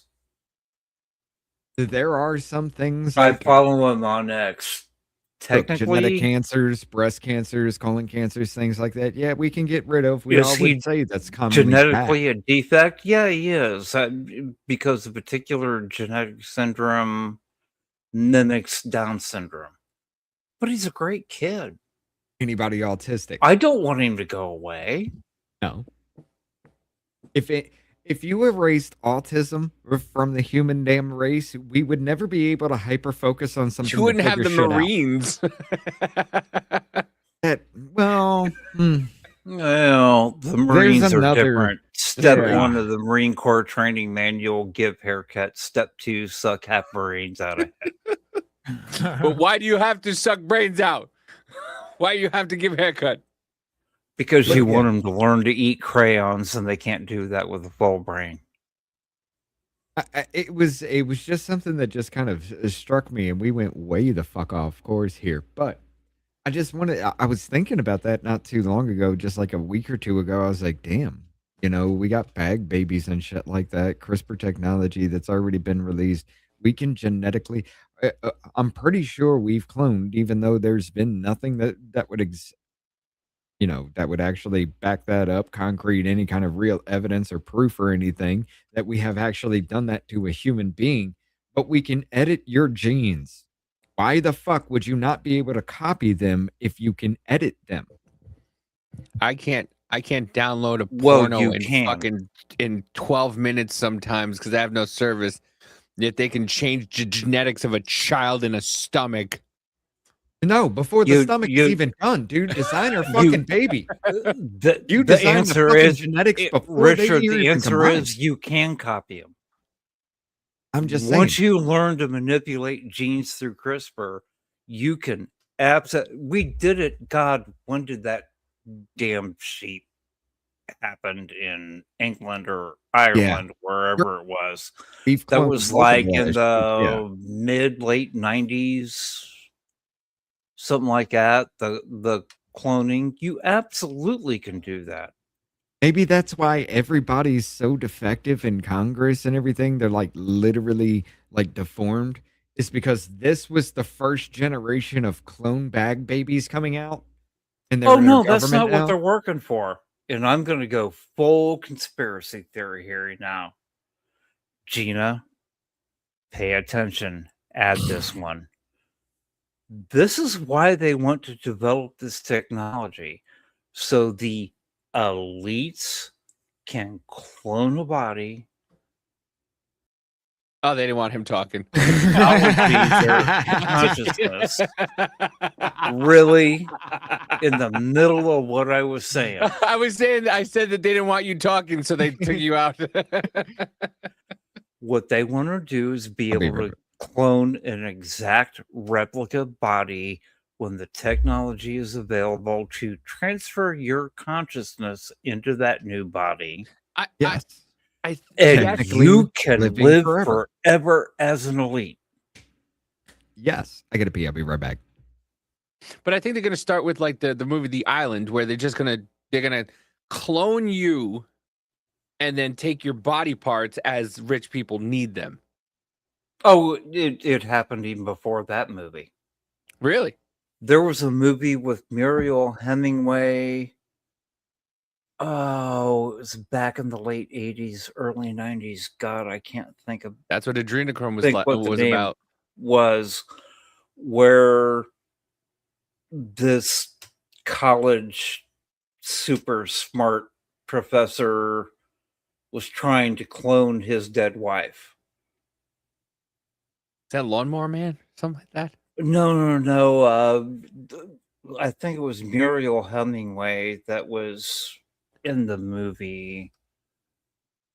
I mean, if you read some of the files, apparently jerky meant babies. Yeah, I don't know about any of that, but that shit is MURIELHEMINGWAY. Is this sperm by the egg a drink? Yeah, they want to keep indefinite. They just want to stay in power forever. It is. I mean, look, those who have Nancy Pelosi, Joe Biden. How long do they stay in office? Jesus Christ, Mitch McConnell. You notice Lindsey Graham. You notice after they shut down USAID, Trump was elected, and all of a sudden, all these people in Hollywood don't look so well anymore. Yeah. Have you noticed? That was adrenochrome. Apparently, that's true. They don't look as youthful anymore. The only one who's fucking youthful is Tom Cruise. That's it. All of a sudden, after that, Arnold Schwarzenegger was fucking gray-haired. Rosie O'Donnell. Yeah. They all look like Rachel Maddow. See, now you messed my life up, Richard, because... What? What you mean? I really didn't need to envision Rosie's face while I was looking at Muriel Hemingway. I'm just saying, Yeah, you know, I know. she went That's what I from meant. looking like a decent human being, just fat as fuck, and Trump calls her a fat pig. She gets pissy, and now she just looks like everybody's morphing into Rosie O'Donnell now. Like, what the fuck is that? Even Did you Don see Lemon Mark, does. Mark Cuban, Miss Rachel, tall Rachel Maddow. God damn. He's now on board with Trump RX, saying it's the best available out there. Best available RX market out there is Trump RX. Yeah, he was actually on Capitol Hill saying that. I got your best RX right here. Throw this up. Virginia lawmakers approve marijuana sales legalization and resentencing bills.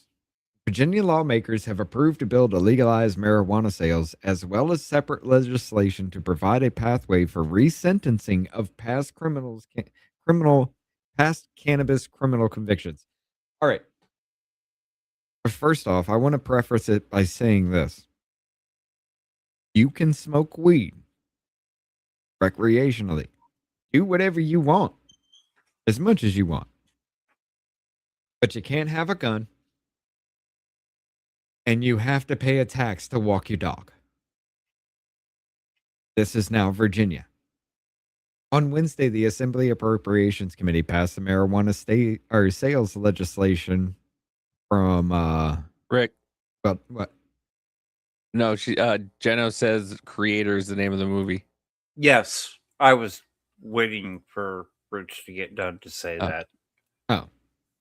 Just cut in. Peter O'Toole, Mariel Hemingway, Vincent Spano. They were the stars of it. Okay.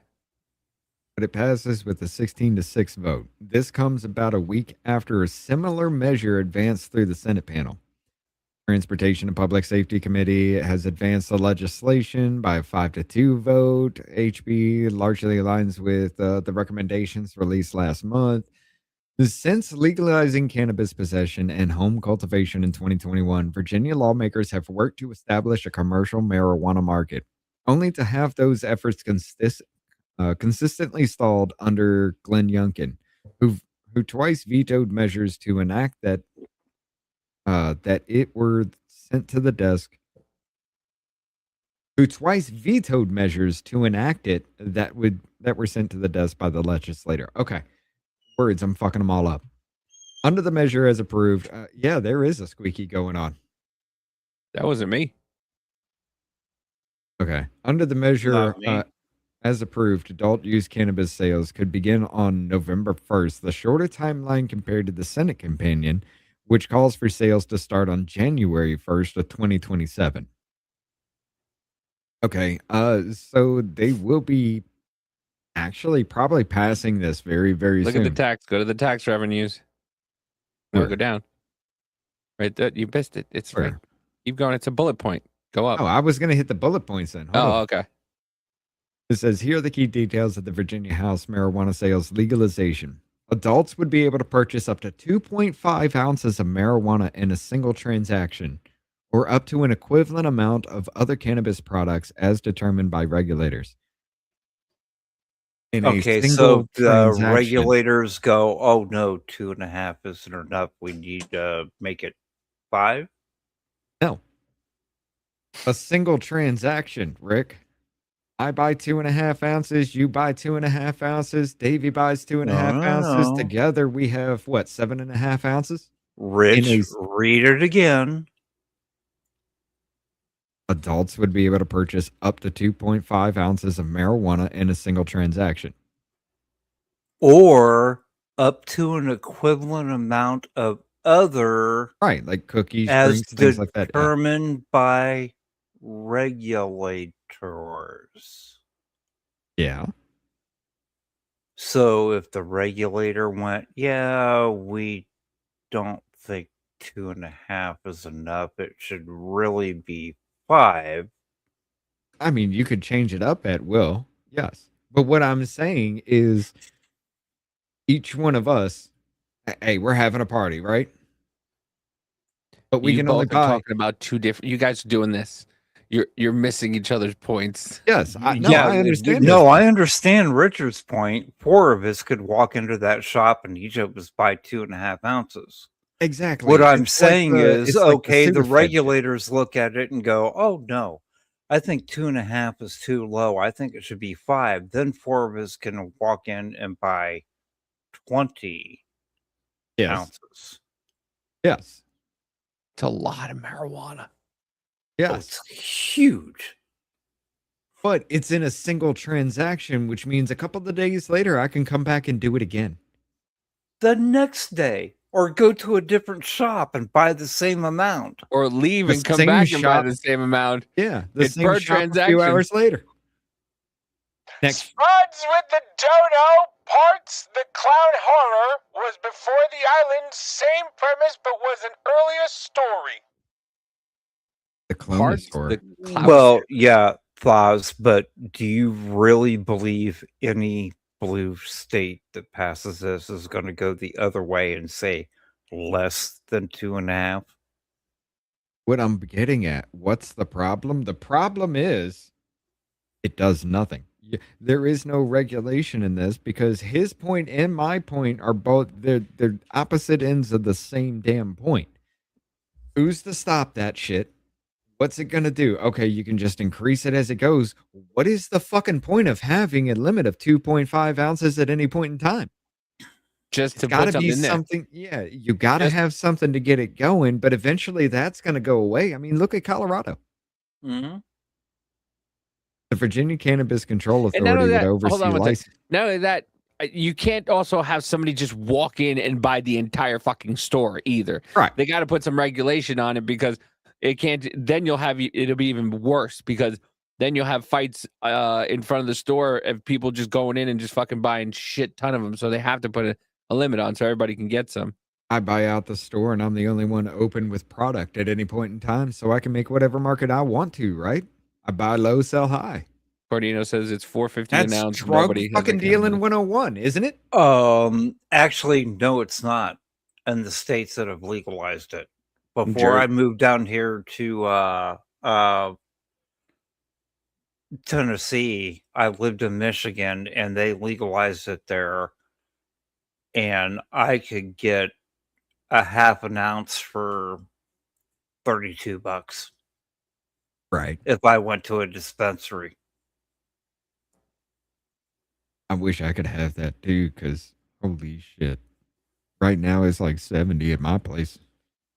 But then again, I also have to go into another state now because it's a whole different ball game. I mean, in Michigan, there was actually an app that you could download to connect to a dispensary in your area and pay for it. Right. They had an Uber delivery or Uber Eats type thing for it. You could go on the app and contact we have that here. dispensary, pay for it. Yeah. And they'd bring it to your door. Yeah, we have that here. Go there. It's here. We have that here. It's fucking great. Anytime I just want to order some gummies or anything like that, we just go right on the app, order the gummies, and it gets fucking brought to us. We show them my ID, and they're just like, "All right, have a nice day." I'm like, "This is the fucking coolest shit ever." Dude, I didn't even have to do that. I could just order it online through this site that would ship it straight to my door. My fucking mailman was my weed dispensary. Like he would deliver it to me. Yeah, but then you have to go online. You have to order this. I just go to the fucking app, and within fucking 20 minutes, it's at my door. Online app, you're still going online. Well, yeah. Well, you know what I But mean. Where it's not. here's It's the not. thing. You don't order it from a fucking warehouse. You just order it from the dispensary right down the block. Here's the thing, and this is what really, really, really gets me. This is how, because of the 2018 Farm Bill, it allowed that shit to be sold in Alabama, right? To get around that, they had to go after the THC vapes. The way they did it is it was targeting children, right? Because they had all kinds of fruity names and flavors and Yeah, and things like remember when that. they said that there were people going to put that in kids' fucking Halloween candy bags? Nobody's going to fucking. Nobody. No, my Oh, point wait. is, my point with this is, Wait, Jennifer, they scan your ID to make sure you're not past your amount for the month in California for yes, cannabis. so you have to have ID for weed. Gee, and they scan my ID at Dollar General here in Tennessee before I'm allowed to pay for beer. Right. But I don't have to have an ID to vote. Right. But my whole point to that was that they took down these things because you remember we were talking about that, Davey. They took down the things. Vapes weren't allowed to be sold because they looked like they were targeting children and all that shit. They had to change the packaging and they had to change the names. It was down for 3 weeks and the shit started popping back up in stores. This is fire and ice. This is like a cinnamon mint. This one is still called Sour Fucking Fab. It's like a blueberry flavor. They still have the same names. They still have the same packaging. They still have everything. It is not being enforced because that's not what it was targeting. They don't give a shit about this. They wanted the THC products from the stores. Mm-hmm. And they wanted the vapes wax to do pens it. and everything else with THC. Mm-hmm. And But that now was I just see- like, why not? Just take the flower out then. They But shouldn't now be I see them selling. on like fucking Instagram or Facebook. Now those ads where it's just like, this is THC fucking vape. Right. But the Virginia Cannabis Control Authority would oversee licensing and regulation in the new industry. Its board of directors would have the authority to control possession, sale, transportation, distribution, delivery, and testing. Okay, remember when I was sitting there complaining about how Alabama wants to take my right away to elect somebody who's going to put my pricing for electricity? Yes. Yeah, and how much you want to bet the Virginia board of directors for that will not be elected? Never. So that right there, they control the industry. You have no control. Virginia has control. There would be a 6% excise tax on the sale of marijuana products, and they would also be subject to the state's 5.3% retail sales and use tax. Local governments could levy about an additional 3.5% tax. Okay, so 12. 653 is 11.3 and 35 is 12%. 14.8. Okay, 6, yeah, 12, 14.8% in taxes. Okay, fuck it, 15%. 15% tax. Okay, let's just say $50. If 15% of $50 is $7.50. 15% of $50. Oh. Okay, yeah, you're right. You're right. Yeah, because it's $5 Yeah, and then about half that. of that. Okay, so Yeah. yeah, you're right. $7.50. So $7.50 is being taxed on that $50 that you purchased. And that's as high as they can go. Supposedly. So until the next bill $57. that just increases. Until they add an additional one, like California has done for the fuel tax for, I don't know, like 25, 30 fucking years now. They just Yes. keep increasing it. And this goes back to the single transaction thing. Because if you can only do 2.5 ounces, let's put that at say $300, right? Not even 600. Let's put it at 600. Okay. 15% of 600 is 60, is it $90? Okay. You come back and do it again. You do it again. You do it again. Now you got 90, 90, 90, 90, 90, 90. You see how the revenue is going to go through the fucking roof through this? You got 15, damn near 15% tax every time you do this. You're thinking, hey, I can go back the next day, get the same shit. Hell yeah. I got Have you great shit I actually can sell to my looked? friends. Have you actually looked at all the tax proposals in Virginia since Spanberger took over? Yes, the dog walking A thing. dedicated dog walking tax, haircut tax, An and are electric you leaf ready blower for this, tax. people? The people that claim that there's not enough mental health treatment for people that need it, they're proposing a dedicated mental health treatment tax.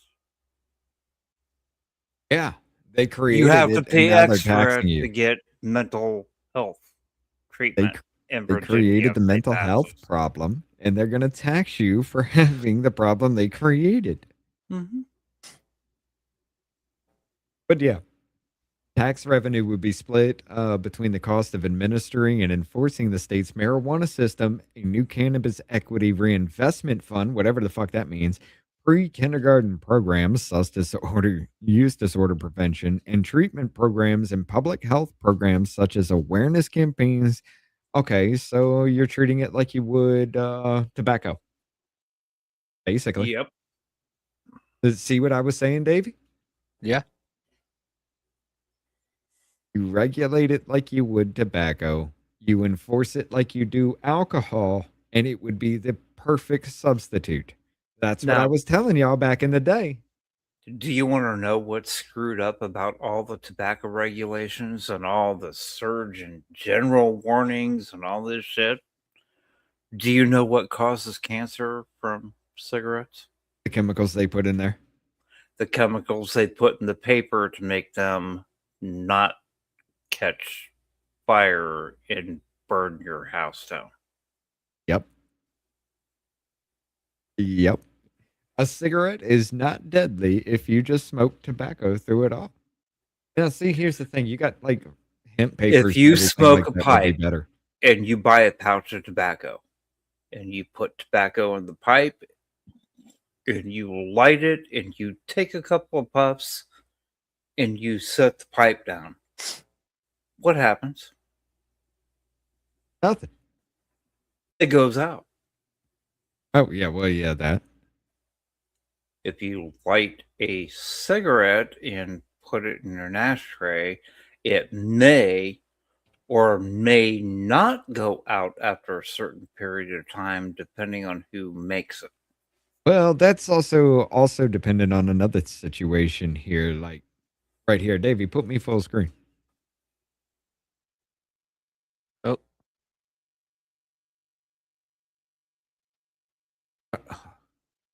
There you go. Right there above the barcode, I don't see. Yeah, there's a FSC tag. Yep. All right, you can take me off full screen now. Okay. Davey, put me on full screen. And you don't have it. Yes, he does. No, I don't. Isn't No, it he right? does not. Nope. Let me turn those numbers right side up. No, No, FSC. it does not say FSC on the barcode. Oh, on the barcode. It looks like it says it right outside the barcode. Nope. What are those 3 letters outside the barcode? Yeah, at the very top. FSA. Okay, so there is still something in there to prevent it from continuously burning. Because that's why they put the FSC. But it's a different chemical. Right. And depending on the chemical, it changes where they put it on the package. Right. But it's still supposed to stop it from burning because people would fall asleep with it in their hands and start burning shit up because of it. Mm-hmm. Local governments could not opt out of allowing marijuana businesses to operate in their areas. Okay, so statewide, you can't do shit about this. We're putting it everywhere. Delivery services would be allowed. Dude, this is coming straight to your fucking doorstep. You ain't got to leave. The serving sizes would be capped at 10 milligrams THC with no more than 100 milligrams THC per package. Okay, so Davey, your drinks are the same way. Every shot, 10 milligrams, no more than 100 milligrams per bottle. So you have 10 shots. Yes. Right? Yes. The same thing with cookies, things like that.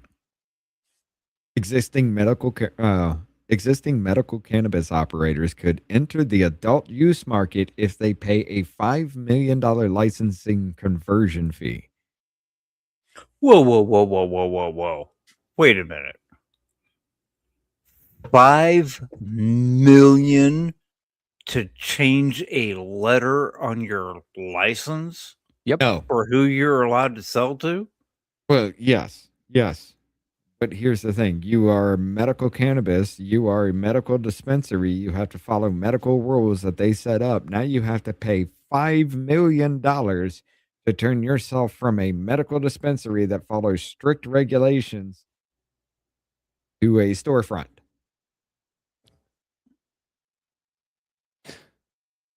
Yes. Either that or just close down your business and reopen under the new one that's going to cost a lot less. Do Which you is not kind see of what's what the happening? illegal trucking companies do. Well, it's Right. what they're gonna They do, just and then shut they're gonna down, fucking change your name, re-register. yeah. And what they're gonna do is they're gonna go okay. They're gonna figure that out, and then go a re-registering fee is gonna cost you $5 million or $6 million or $7 million. Probably. It's going to cost that Rich, to actually be dude, did the you fee. really just blow your nose on the inside of your shirt? No, I scratched my nose because I got Oh, okay. oily skin. I used my shirt to scratch my nose. No, I didn't blow my nose on my shirt. But yeah, what's the next one here? Let me. Cannabis Jonah businesses. says you got to make it bigger. His eyes are straining. Wait a minute. Wait. Stop. Rich, do me a favor before you go further. Huh. Google the licensing cost for an adult use market for marijuana in Alabama. We don't have adult use. That's not going to come up. Okay. Google the medical license cost.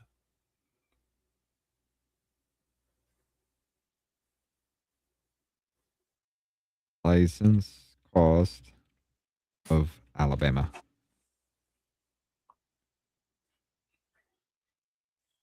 The cost of an Alabama medical marijuana card Switch. is $50. No, to license. Oh, I misspelled it. License cost to sell. 30 to 50,000 annually. So 50,000 at the top, and now to transfer over 5 million. Yeah. A 100% cost increase. Yeah. But that's Virginia, Change not Alabama. Your license? See what it is in They're Alabama. in Virginia. See what what it is in Virginia.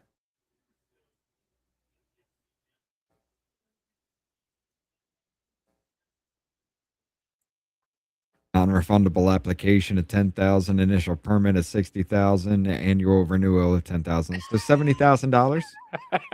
And they Initially is want to 70,000. charge 5 million to transfer it? Really? They got to change those fees real quick. I'm telling you right now.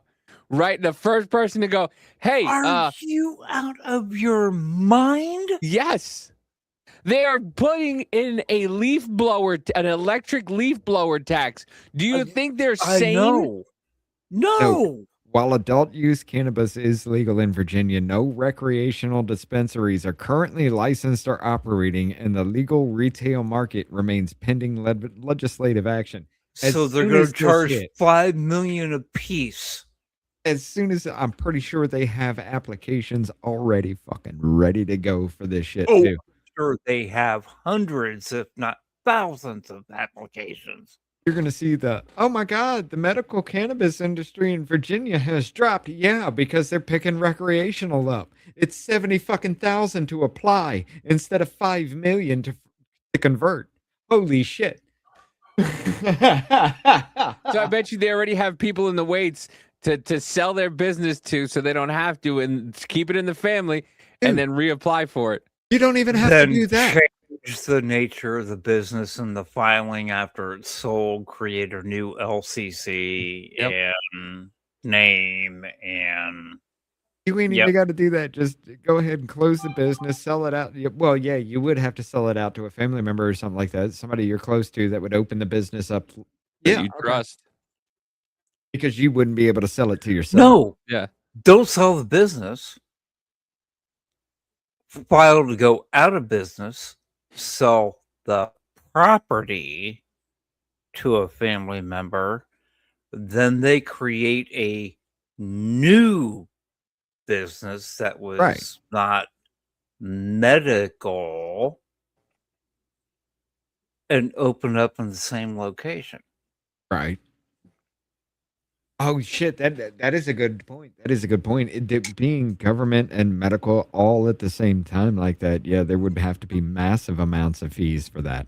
Jennifer with the gifted subscription to Off Label Podcast, and that went to B Money.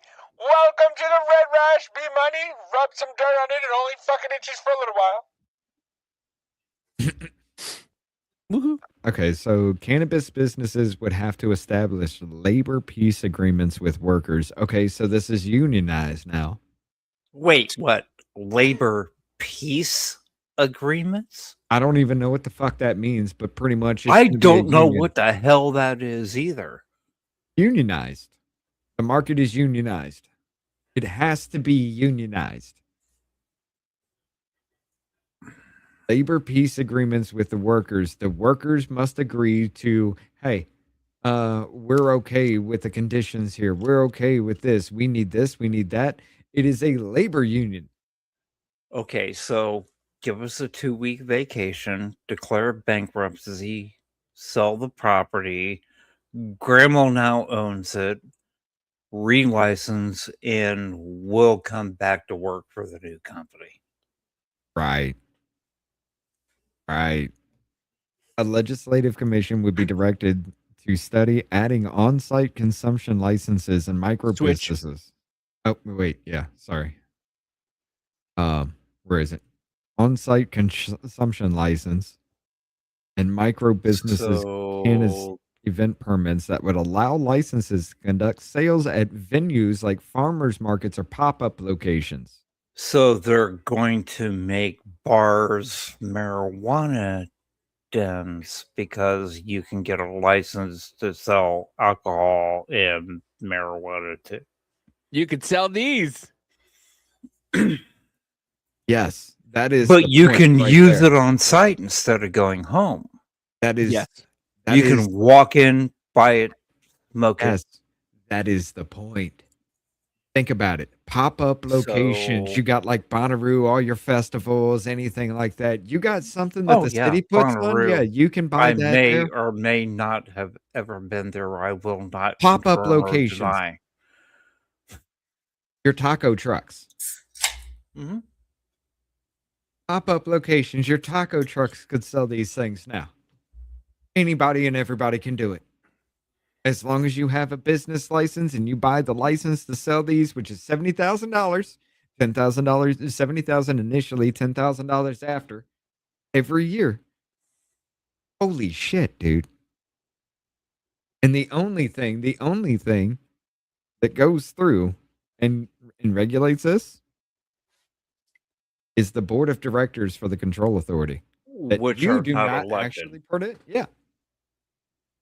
So they're going to turn Virginia into Victorian era England with the opium dens. It can go that route, but see, here's the thing. This is what I was talking about. I wanted to highlight this because I am actually in favor of this shit. Other than the fact that the people don't control the board, I don't like that aspect, but I am in favor of this altogether. Because Davey, you remember when I was advocating for it? Yeah. I told you, even if you just cap it at an ounce a week, or 1 ounce a week from everybody, make it like $50. $50 a week from everybody that wants to buy. That's all you can buy, right? Mm-hmm. At that point in time, when I did that study, what was it? Back in the late 2000s is when I actually did that. We could have paid off our national debt with just the income alone, had they have done exactly what they're saying right here on a national level back then. We would have been able to pay off our debt in like 10 fucking years. I'm okay with this because you're going to be taxed heavily. Like I said, you tax it like you do tobacco, regulate it like you would alcohol, and you got the perfect fucking market. You can even make it to where the people that buy it, 25. Fully developed brain, 25. And you would still have a banger fucking market for it. They have done it correctly so far. From what I could imagine doing it, I want to see how this plays out. It's exactly what Before it the is. whole Backdoor legalized borrowing. marijuana thing came about, when they, long before Colorado, who was the first one to do it, came about, I prescribed marijuana for patients working as a PA. There's a lot. It does have benefits. A lot. Do I believe it can be abused? Yes.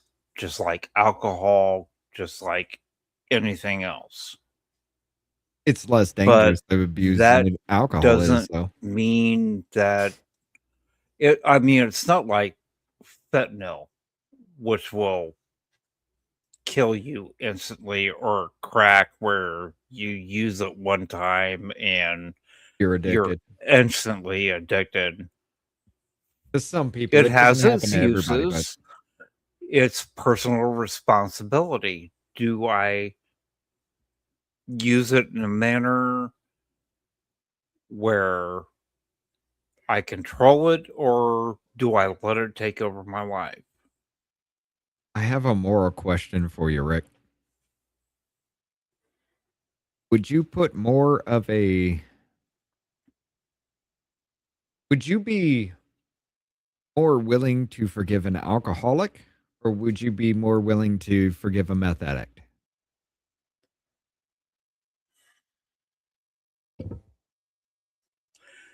That's actually a good question. Nobody's ever asked me that before.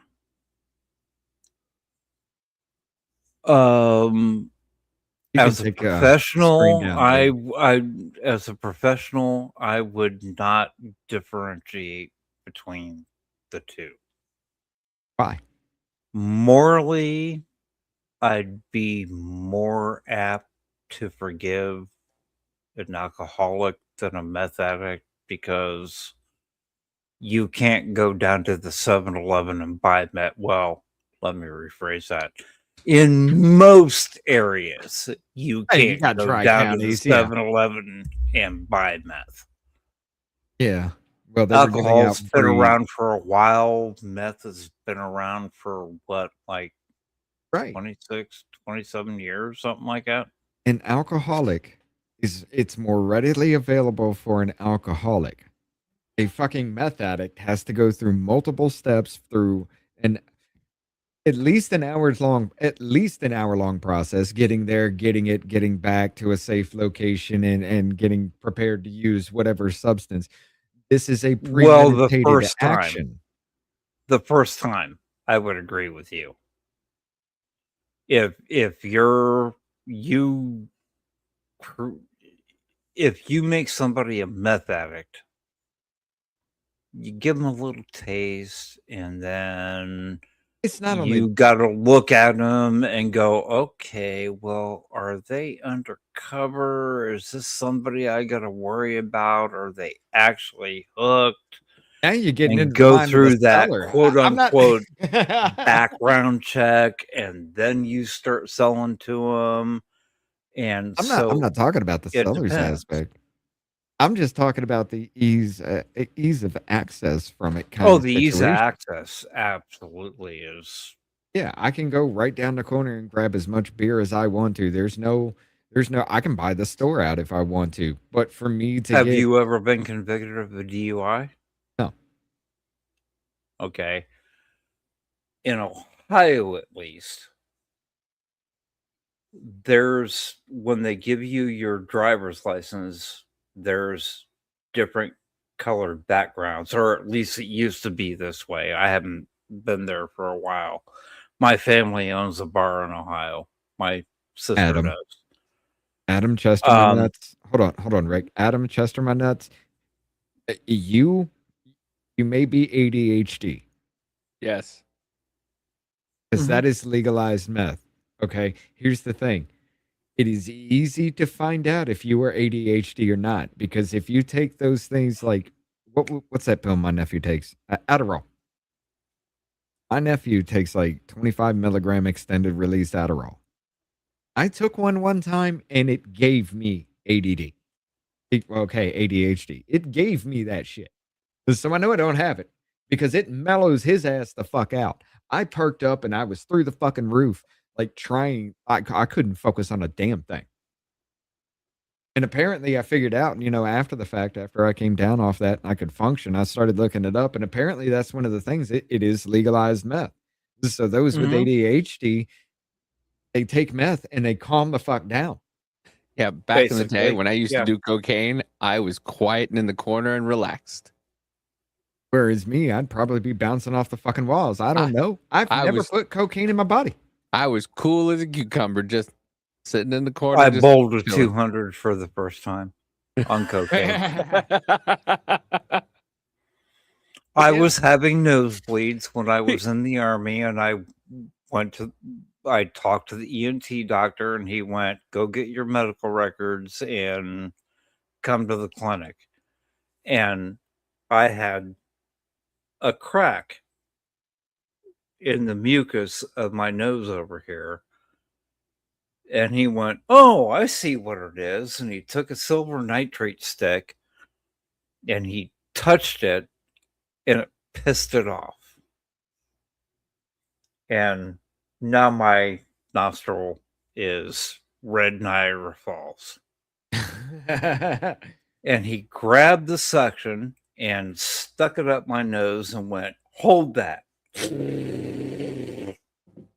And he rolled across the exam room and grabbed this little silver atomizer and rolled back over and pulled the suction out and stuck the nozzle in and squeezed the bulb twice. And my head went, and he went, no, that's cocaine. Don't take a urinalysis for a while.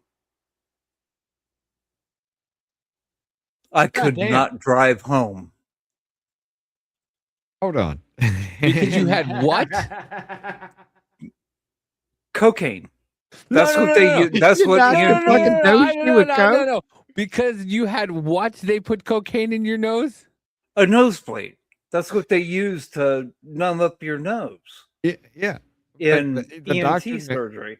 Yeah, the doctor just fucking dosed. He tried to cauterize it with a silver nitrate stick and it wouldn't work.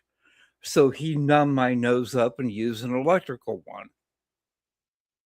But the cocaine is what numbed it up. Right. Deluxe night with the dono. Personally, I've forgiven alcoholic easier, but both are not good. Morally, meth addicts tend to cause more community harm with robbery and burglary. Because it's not as cheap as it is as alcohol is. An alcoholic will do the same thing. An alcoholic will rob somebody. An alcoholic will break into somebody's house. However, it's easier to sit on the side of the road and beg for money, and you'll still get enough to get fucking plastered. Yes. How did you get to the bowling alley? My roommate took me. And were you in the military at this time? Yes. I was stationed at Fort Riley. I lived in a little town called Harrington, Kansas at the time, south of Fort Riley. Yes. Which, by the way, if anybody has ever followed history, is the same town that the guy that blew up the building in Oklahoma City was from. That's Harrington? where he rented the U-Haul. The fuck? Yeah. Kansas is a wild place. There's a lot of history in Kansas that I had no fucking idea about. McVeigh that blew up the Murrow building in Oklahoma City. He got the U-Haul from Harrington, Kansas. Yeah, I That's remember where he that. lived. That's actually part of the intro for it because I remember that so well. The whole I'm the one that because I'm dangerous or something like that from the intro. That was that Timothy McVeigh thing. I remember that because that's one of the earliest stories where I was just like, that was pure fucking evil. Like there was no justification behind any of that other than you were just pissed off at one random or a certain select few people, and everybody paid that. No, Was it the Ryder? disconnect? Spuds? It may have been Ryder. I thought it was the U-Haul. It may have been Ryder. Davey. Yeah. Get this one up right here. You know it's 9:30, right? I just got to bring this up. I was going to hit this one the other day, too. Puerto Rico governor signs law to recognize fetus as human beings, and critics warn of consequences. Puerto Rico's governor signed a bill Wait, that hold on. amends a law. Hold on. Time out. I don't understand. I thought we needed people. We do. I thought we needed people. So why are we stopping people from being fucking born? I don't Well, understand. because Bill Gates and who's the idiot in charge of Facebook? Mark Zuckerberg? Zuckerberg and all those people are going, oh no, there's too many people on the earth. Meanwhile, we're all gonna die because climate change.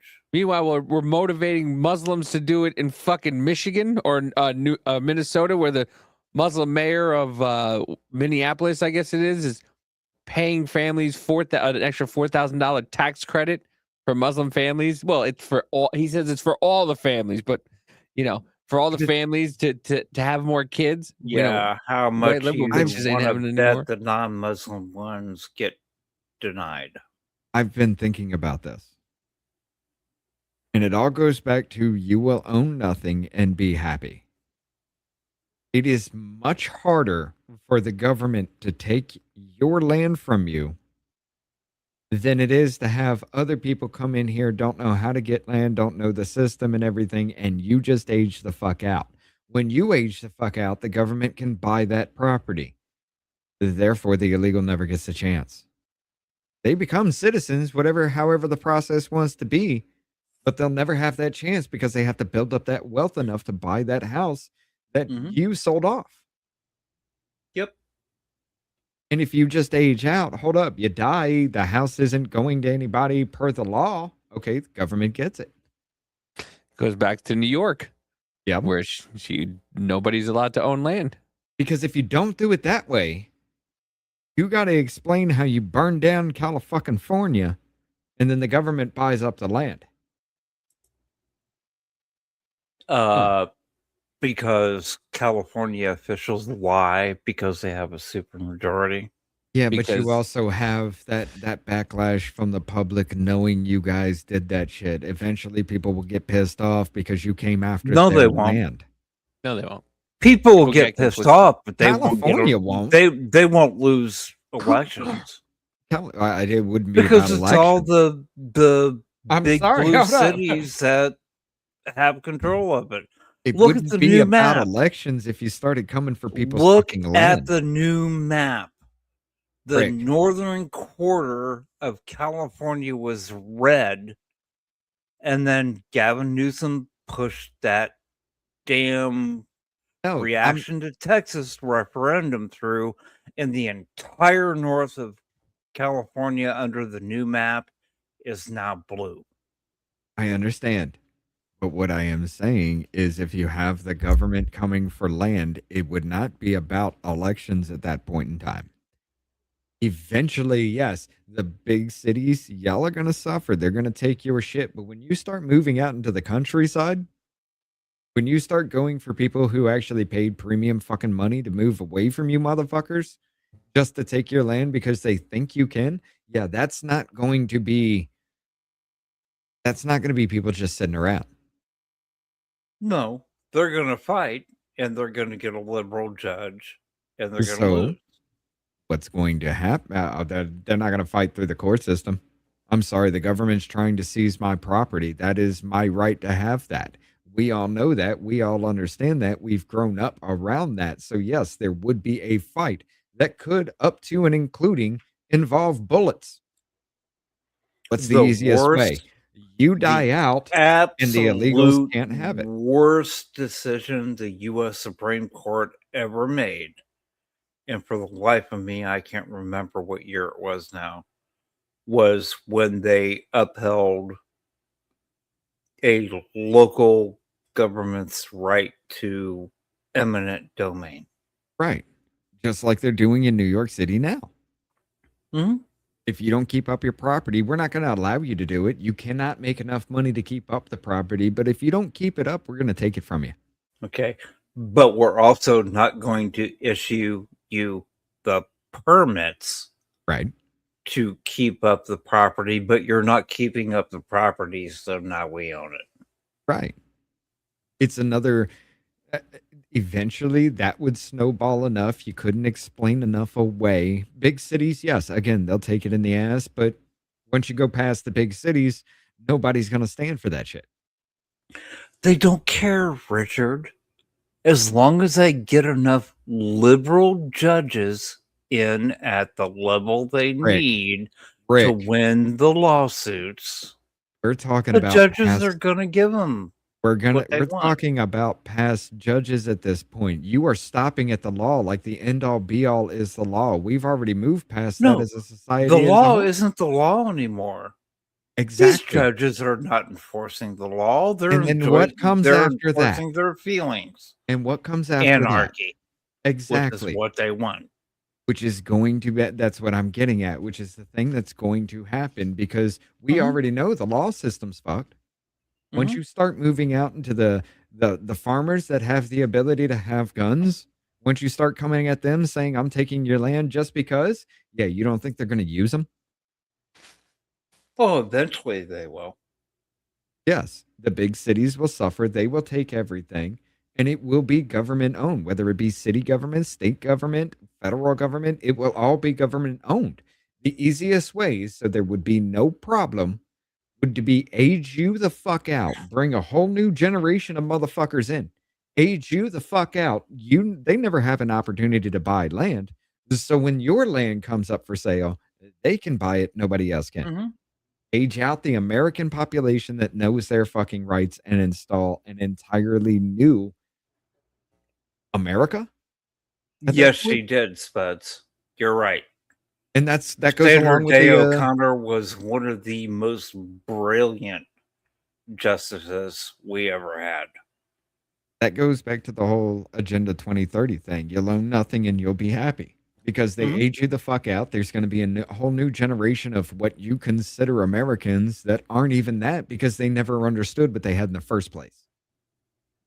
So yeah, it would be incredibly easy, not a shot fired, to just age you the fuck out. Did you hear about the suit that the Attorney General of California and I can't remember what group it was filed in California today? No. I design a new firing pin. Okay. California is suing to say, even though I'm not in California, I am a criminal because the firing pin could be used in California and I did not give them all my designs and ask them permission first. Oh, fuck you. Fuck you. No. Yeah. So basically, you're just saying, let me take a look at your intellectual property to see how you did this just because. No. What California is saying is if you create a new firearm and you don't get their permission, it violates their law no matter where you are, and you're a criminal. Oh, no. Fuck you. I mean, 10 years after you leave California, they were going to tax motherfuckers. I mean, California's been this way. California, I mean, it can't be upheld. Did you hear how much Darnold lost by winning the Super Bowl? No. Yeah, we did. We played it. Remember, he lost, what was it, $79,000? Yeah. Oh, yeah. Yeah. Okay. He made 170. He had made 179,000. He had to pay 249,000 in taxes. Yeah, and he ended up paying. I think it was like 71 or 72,000. Money on his income because of their jock tax. Right. Because the game was played in California. Hey, all you have to do is just not play the game. Oh, what? That's actually gonna. You may get kicked off the team. Cool. Oh yeah, Ken. Yeah, you're absolutely right. That came out today. God, who posted that on X? Apparently under Obama, the FBI created a new system that was called an assessment, where they did an initial look-see at people without a predicate of crime. And then if they found some evidence of a crime, then they opened an official investigation. Right. The story I read said that there were 127,000 assessments between 2016 and 2024.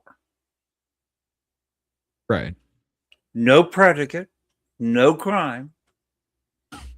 But because the FBI regulations said they could do an assessment, they were able to basically investigate these people without a predicate for the investigation. That's incredibly fucked. But yeah, just real quick, I kind of top off the story here. We gotta have to close this out very, very soon. We're almost an hour over. Basically, what this thing is Puerto Rico says that unborn people have rights. Children in the womb, they are human beings. They have rights as well. The concern from the doctors is, well, their private clinicians may not know how to handle the situation, so they're not going to help people give birth. So therefore, to go to the hospitals with their declining healthcare because of everything that you're not giving them. That's the argument. Literally, your doctor is going to be too stupid to know what they can do. Because, yeah, they have the right to fucking life. They have the right to be born. So people, or potentially pregnant people, as they put it in here, won't know what to do because they won't go to the right doctor. Whoa. Potentially pregnant, as I understand it from my physician assistant training, that's a binary condition. You Baby. are, yeah, or you're not. Throw it back on the screen real quick. Yes, you caught it. I was going to bring up that kind of thing right here. There's no in between. You're It gets pregnant, even or you're not pregnant. potentially pregnant. You want to get pregnant. That's the whole point. But I want to put it this way. The amendment was approved without public hearings and amid concerns from opponents who had warned it would unleash confusion and affect how doctors and pregnant or potentially pregnant women are treated. They recognize that women are distinct from men, but that would be pregnant people with us. Pregnant individuals, potentially pregnant individuals because of the trans shit. But they say women down there in Puerto Rico. Puerto Rico gets it. Why the fuck can't we?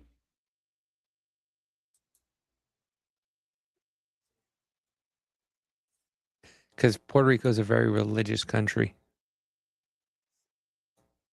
Just like every Spanish country is. Puerto Rico used to be beautiful. Yeah, and then Hurricane Maria happened. But it has nothing to And do with religion as now a it's whole. It's just common crazy. sense. No, Babies are a living thing. Yeah, but that's and not.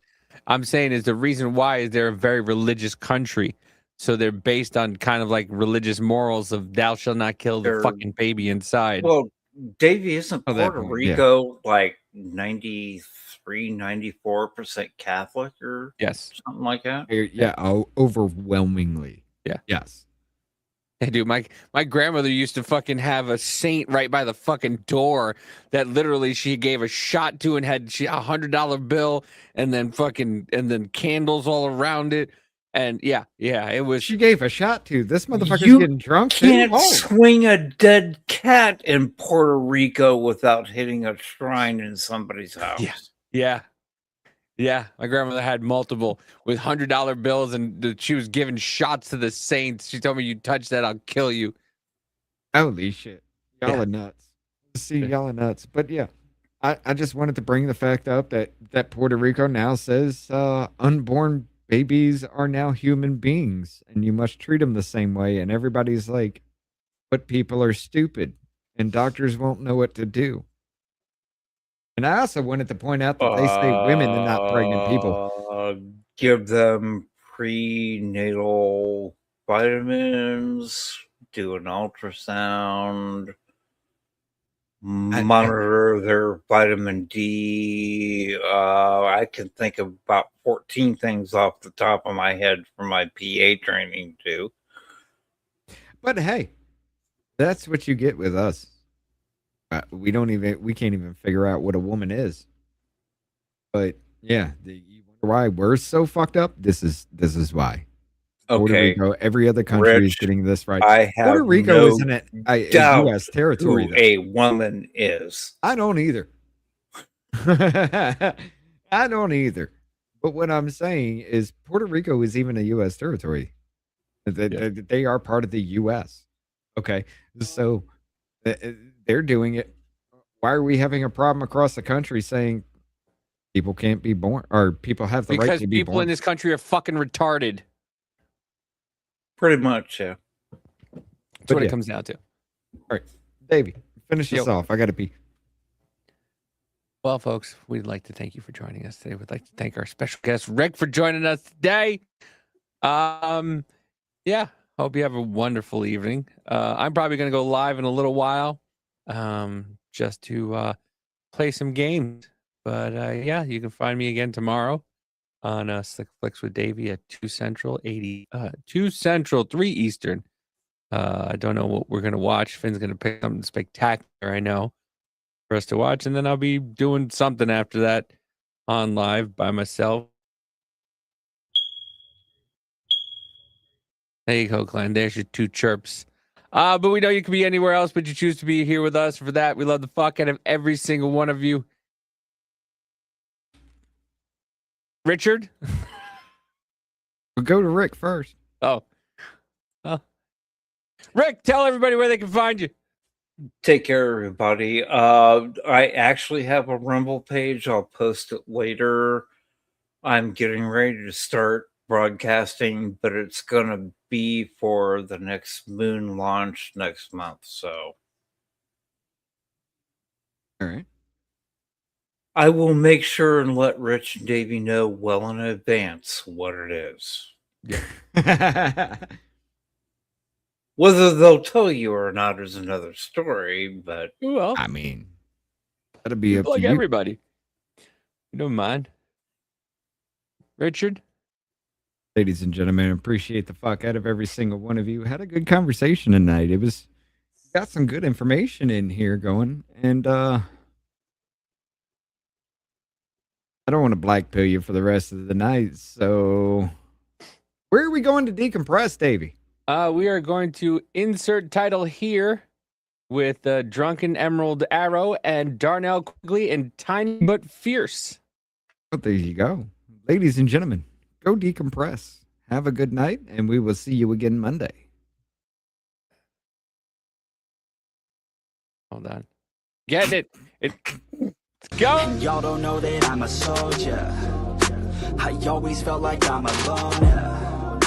When everybody thinks they know ya, and y'all don't even know I own ya. And now I'm ready taking over, 'cause every day I'm getting closer. Just look at everything I'll show ya. And now I'm ready, I'ma blow up.